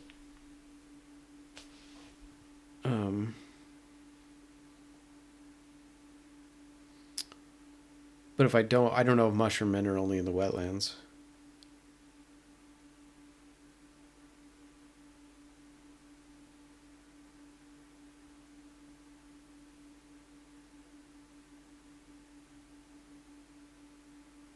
Sorry, my wife texted me.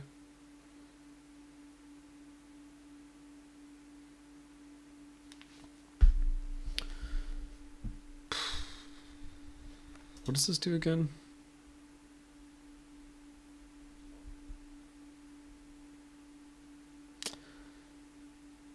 So this is basically a creature that pays for itself. I could see that being pretty good. Because if you can sack these... I don't know if you can, though. Can you get blood out of a chime? Because if you could... If it pays for itself, a 2 mana 2/2... Well, effectively a 0 mana 2/2 is very strong. Because it allows you to play big creatures. Let's try it. If it doesn't do what I think it does, then it's not very good, but...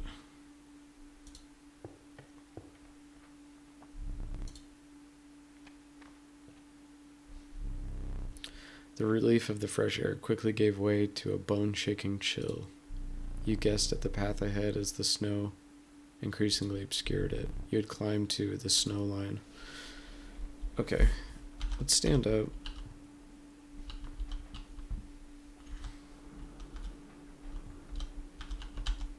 Do you have any new information for me?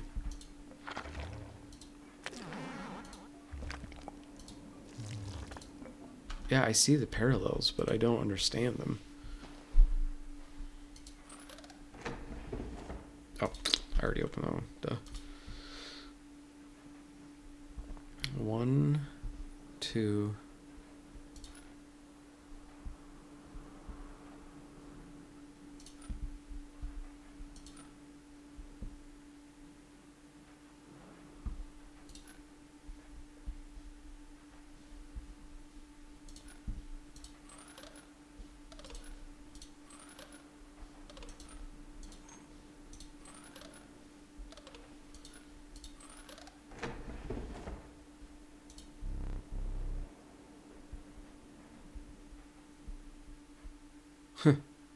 Cool.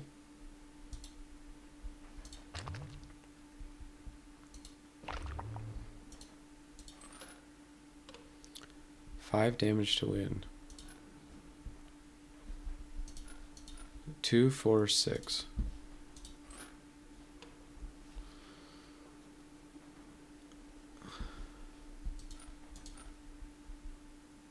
Oh, right. So I need maximum ants. See, what is wrong with this? Because this is 2, 4, 6, 8. So they're 8s. Oh, but I can't move that.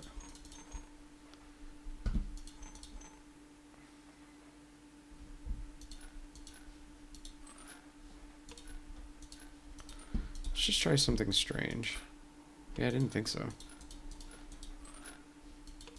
But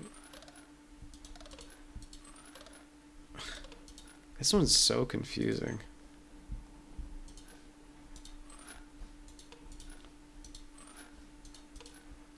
So when this is in place, it's a 4 out of 5.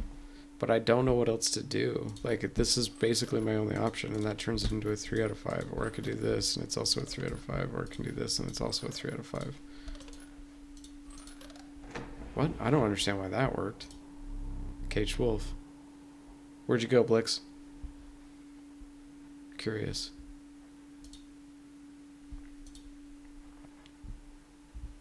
Cool. Opens 4 drawers. Caged wolf. So the caged wolf must be just astoundingly strong.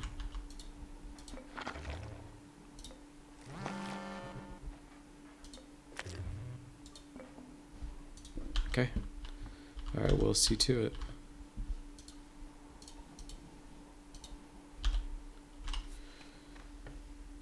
Okay.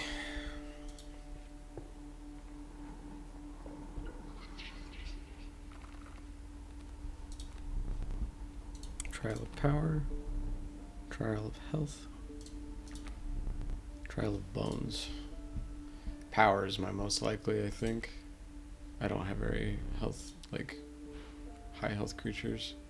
Well, never mind. Whatever. I don't know if I want to add yet another card to my deck. I'm just lowering consistency when I do that.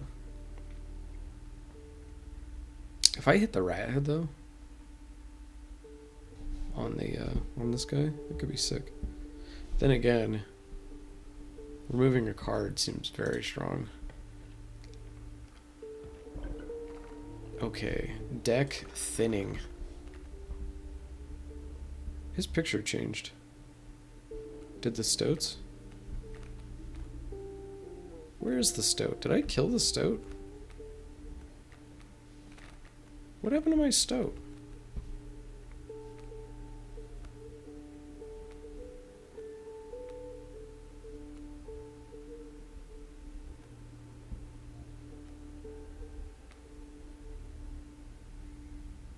I fucking hate that thing.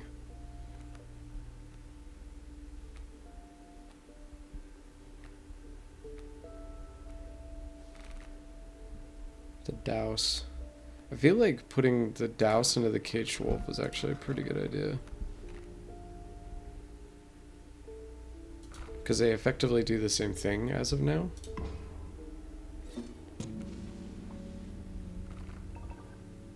And then the wolf pays for itself and gets me more blockers and shit.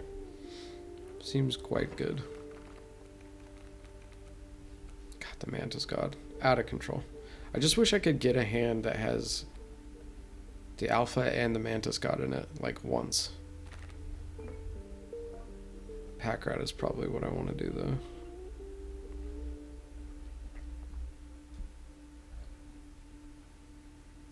Ravens are pretty strong, right? They're like 2/2s. Well, seems like my best turn 1 play, as per usual, is the Mantis God.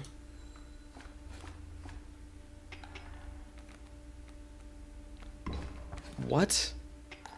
Oh my cocking fuck, dude. Are you serious? I didn't think about that at all. Shit. Well, that fucked my whole game.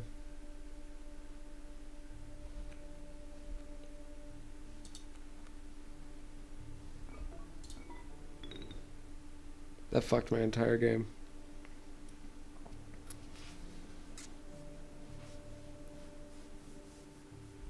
Fuck, dude. I'm literally better off just, like, not playing anything.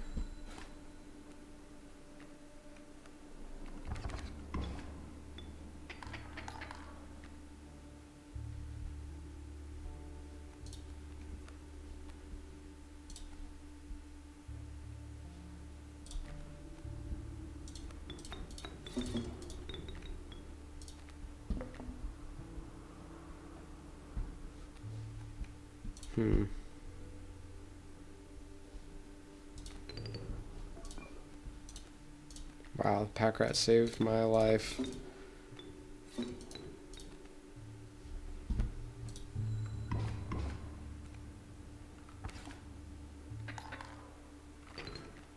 But it didn't save my life.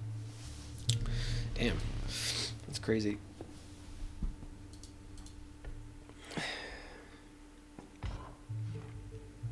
Oh, pelts. You dick.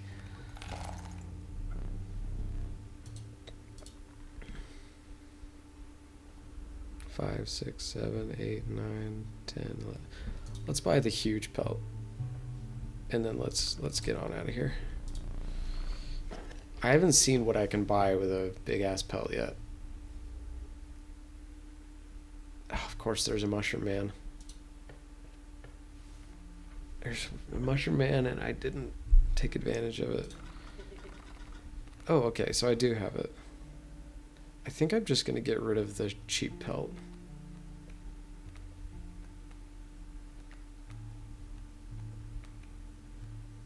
Or the River Snapper. Because I can get rid of the pelt later. But then I just have so few cards I can play. I'm still doing it. Get out of here, River Snapper. Sorry, dude. That card is just... I don't believe in it.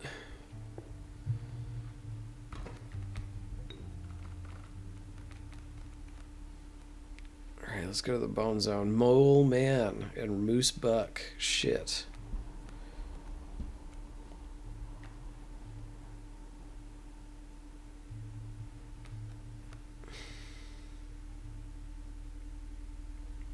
See, where's the Mantis God? Okay, so I was going... Okay, how do I want to do this?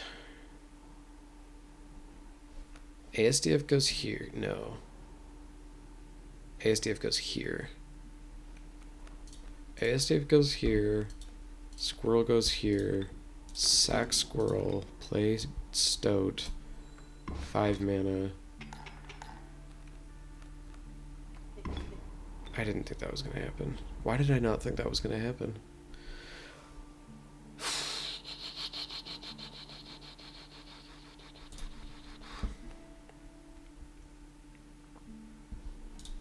Oh, whatever. Dude, Mole Man is an ass.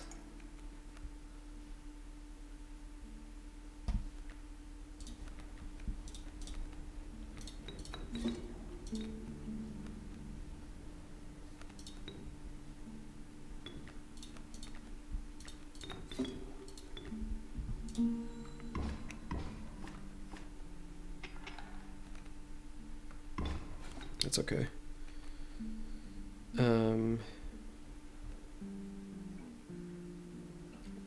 I have 1 blood producer.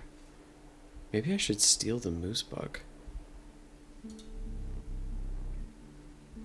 I think I'm gonna do that.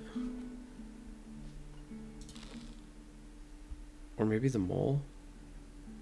No. Oh, okay. Well, it is the mole then.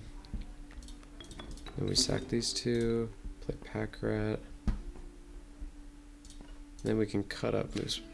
Because that card is just a pain in the ass, dude. Let's just get some squirrels going.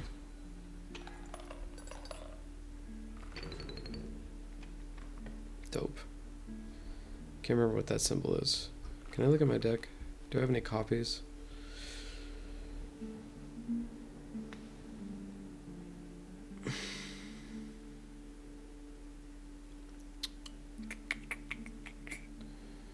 Does not look like it.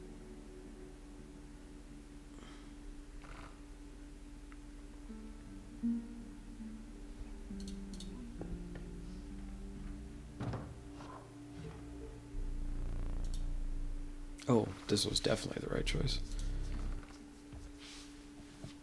Hair pelts.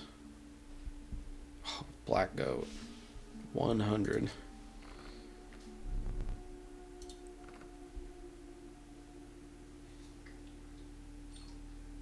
Hi, Pupsy. Child 13. Seems very strong. Hi, Pupsy. My dog has come to say hello. Hello, Pupsy. Do you want to come on my lap? Hop, hop. Hop, hop. There you are. Say hello to the stream. Hello. See if my wife texted me. He's on my lap now. This dog is hilarious. Okay.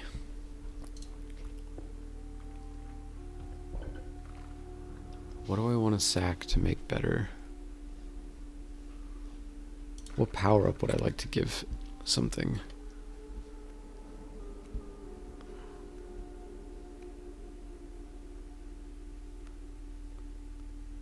Black goat onto child 13 seems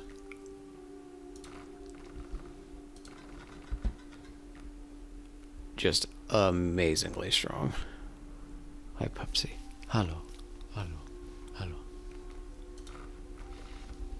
Let's do it.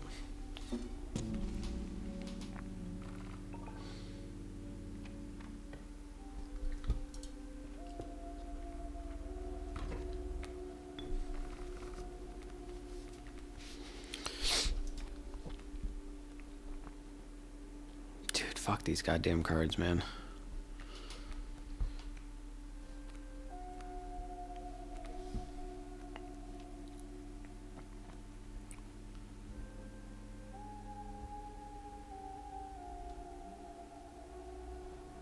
think it's probably best to just play this, because Mole Man will jump down to defend it.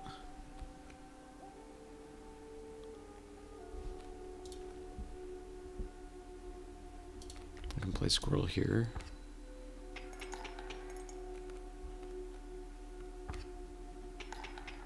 Yeah. Okay.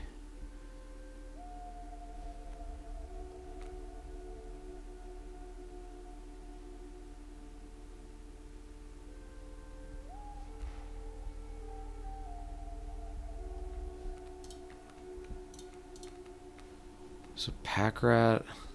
The question is, do I want to knock out Mole Man this turn? Or do I want to do 4 damage to Moose Buck?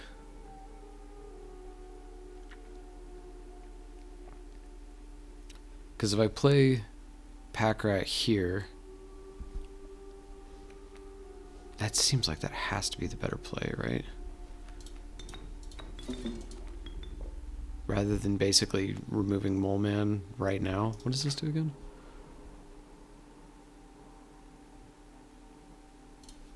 Does this block air? Yeah, it does, so it doesn't matter.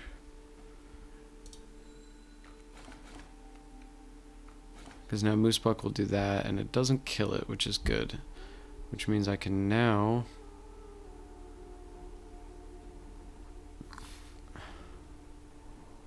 I just have to figure out some way to play Wolf.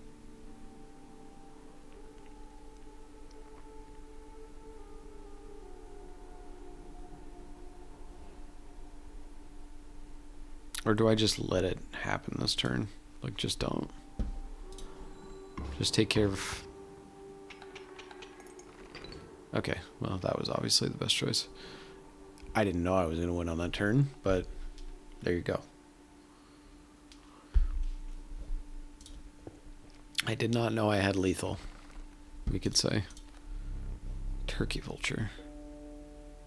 8 bones, 3/3 flyer. Crazy, Baloo. And an elk.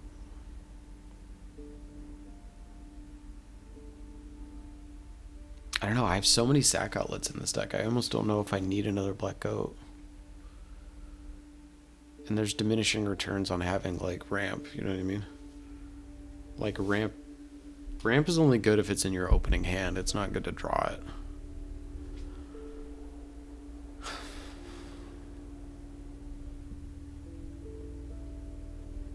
I could see this being pretty strong. Like, drawing that after so many turns, you know? How many items do I have? I have 1 item. Seems like it's a pretty good idea to pick up a second item. That seems good. This seems better, though. Dude. 2 scissors. I can just remove 2 problem cards. It's a great way to add removal to a game, by the way. It's basically like, imagine in Magic, you could bring 2 Doom Blades to a tournament, and when you use them, you can't use it again for the rest of the match. It's like, this is it. It's free. But once you use your Doom Blade, you can't use it again in the next game. It's like pretty smart way to add that to a game. It wouldn't work in Magic, but it would be pretty cool. Or it's a good idea anyway. You took in the familiar sights and scents of the trapper's pelts, but something was different. The once friendly man now beheld you with a steely gaze. I love the music in this fight.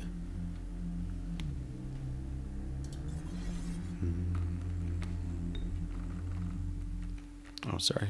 I started humming and my dog didn't like it. Okay, once again, I have no buff. No buffer. Which would have been nice. I really want to win this one this time.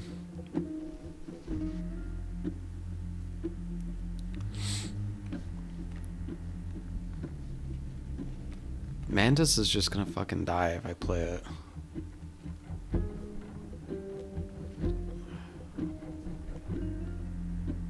Is it better to just take 3 damage now?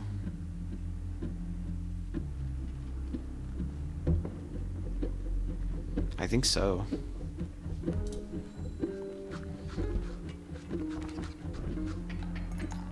It's not my favorite thing in the world, but...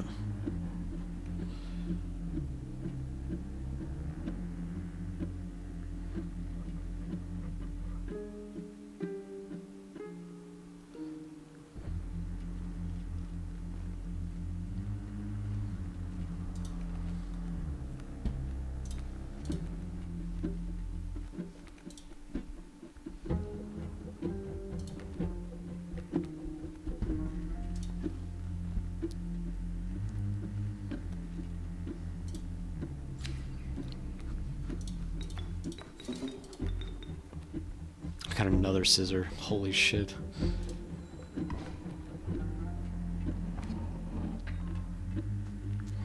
Fuck. Okay, now I can play Mantis.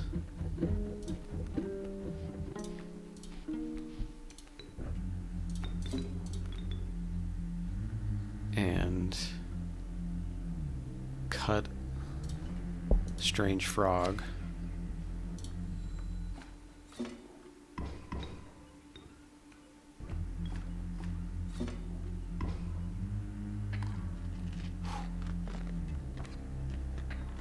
Not dead yet. Okay.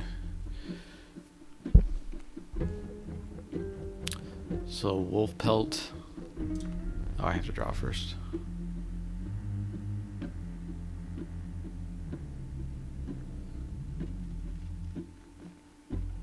Yeah. Okay. So we're gonna have to go squirrel. We're gonna play wolf pelt here to block bullfrog. Then we're gonna sack mantis and squirrel so that we can get some life back.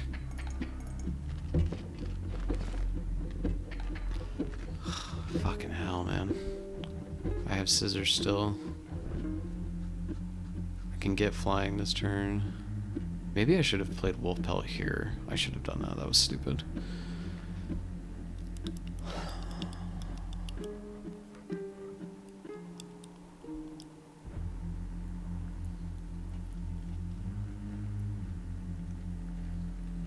Do I use my last scissor? Cockroach.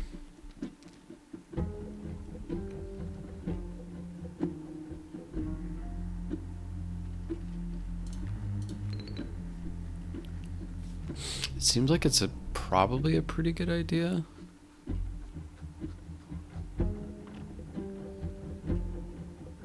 I'm just in such dire straits. Like, I've got to do damage. I have to. Okay, now we're back to even. Which is pretty good. Bullfrog.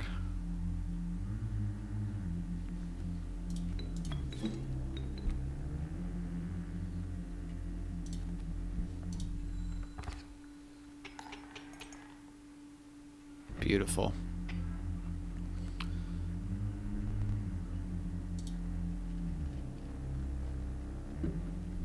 Oh, they're the same person? Dude, that's brilliant. That's so fucking cool. Oh man, this game is so cool. What the hell?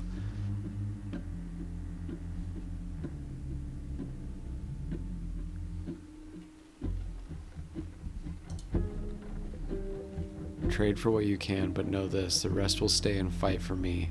What? Oh my fuck, dude.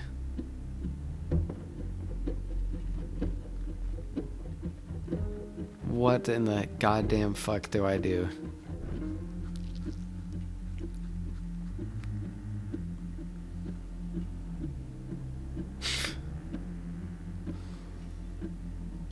The grizzlies are looking attractive.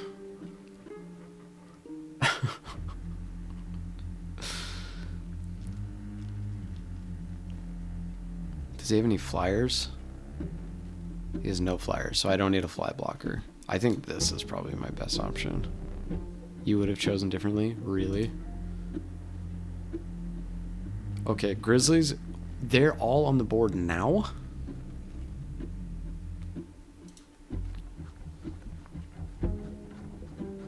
That seems like a little bit of horseshit. Like, just a little. Wait, what? Oh, shit. That's super unfortunate.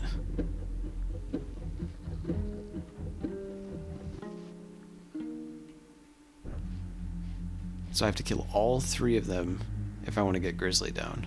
Bullfrog, cockroach, and squirrel. That gets me back up to 4 bones, though.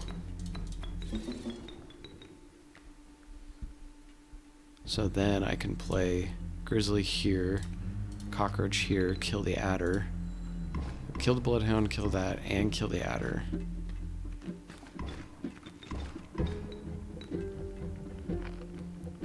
That was fucking rough, dude. How many bones do I have? 3? Not enough. So I'm fucked. Like, not a chance.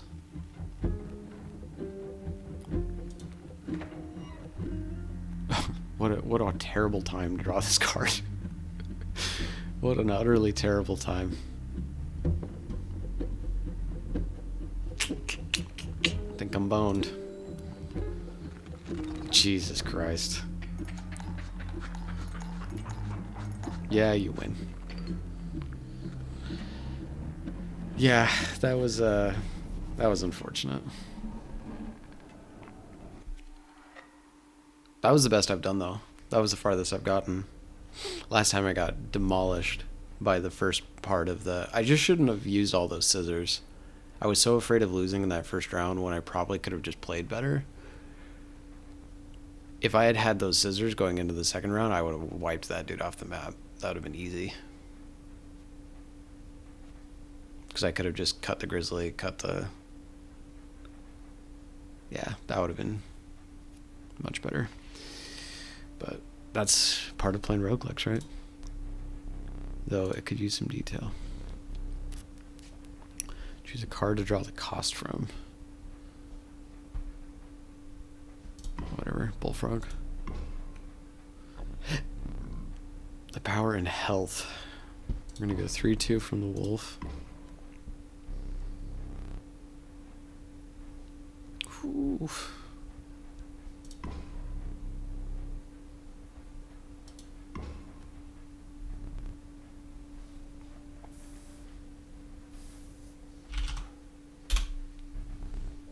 I don't know what to name them.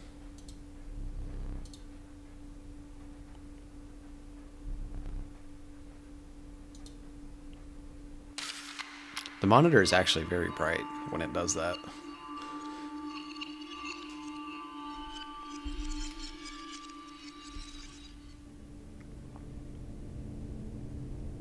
Oh shit.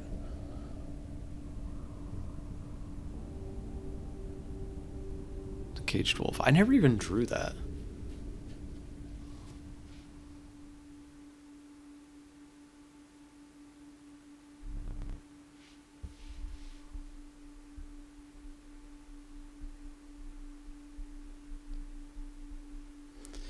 There was no doorbell. Trapped and then traded. Are you prepared for a fate such as that?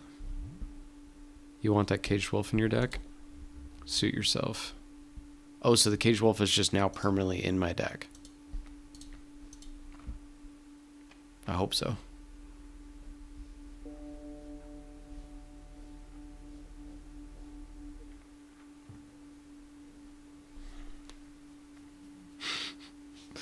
My dog is asleep in my lap. Corpse maggots and squirrel.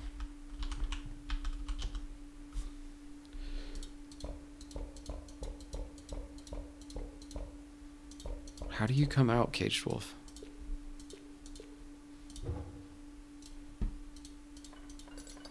Give me my teeth. Just put out a candle for no reason.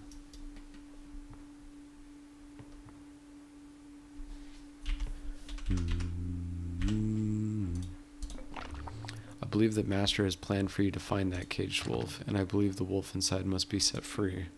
Yeah, I agree.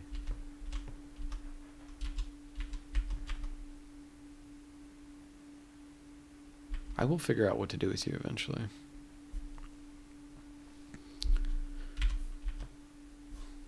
there anything new in the book?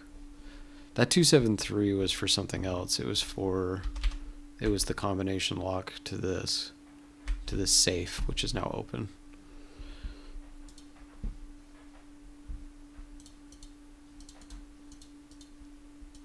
Oh, never mind. I think we might call it here, because I've been streaming for 2 hours, which is that's longer than I normally stream. But I think that is a testament to how well made this game is. It's just awesome. So yeah, if you have a spare $15, because it's on sale right now on Steam, go buy it. If there was 1 second of this that you were like, that's cool, buy the game. Because it's not, I don't know how much longer it'll be on sale. And it's not like an insignificant sale. It's not like, a joke sale where they put like 1% off just so that they can say it's on sale. It's like an actual, and this game came out like not long ago. And definitely deserves,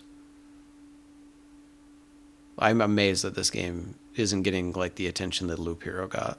Like, Loop Hero is a good game, don't get me wrong. Loop Hero is a great game. But I feel like that game made a huge splash, and this one didn't for whatever reason. And I would say that this game is every bit as good as Loop Hero.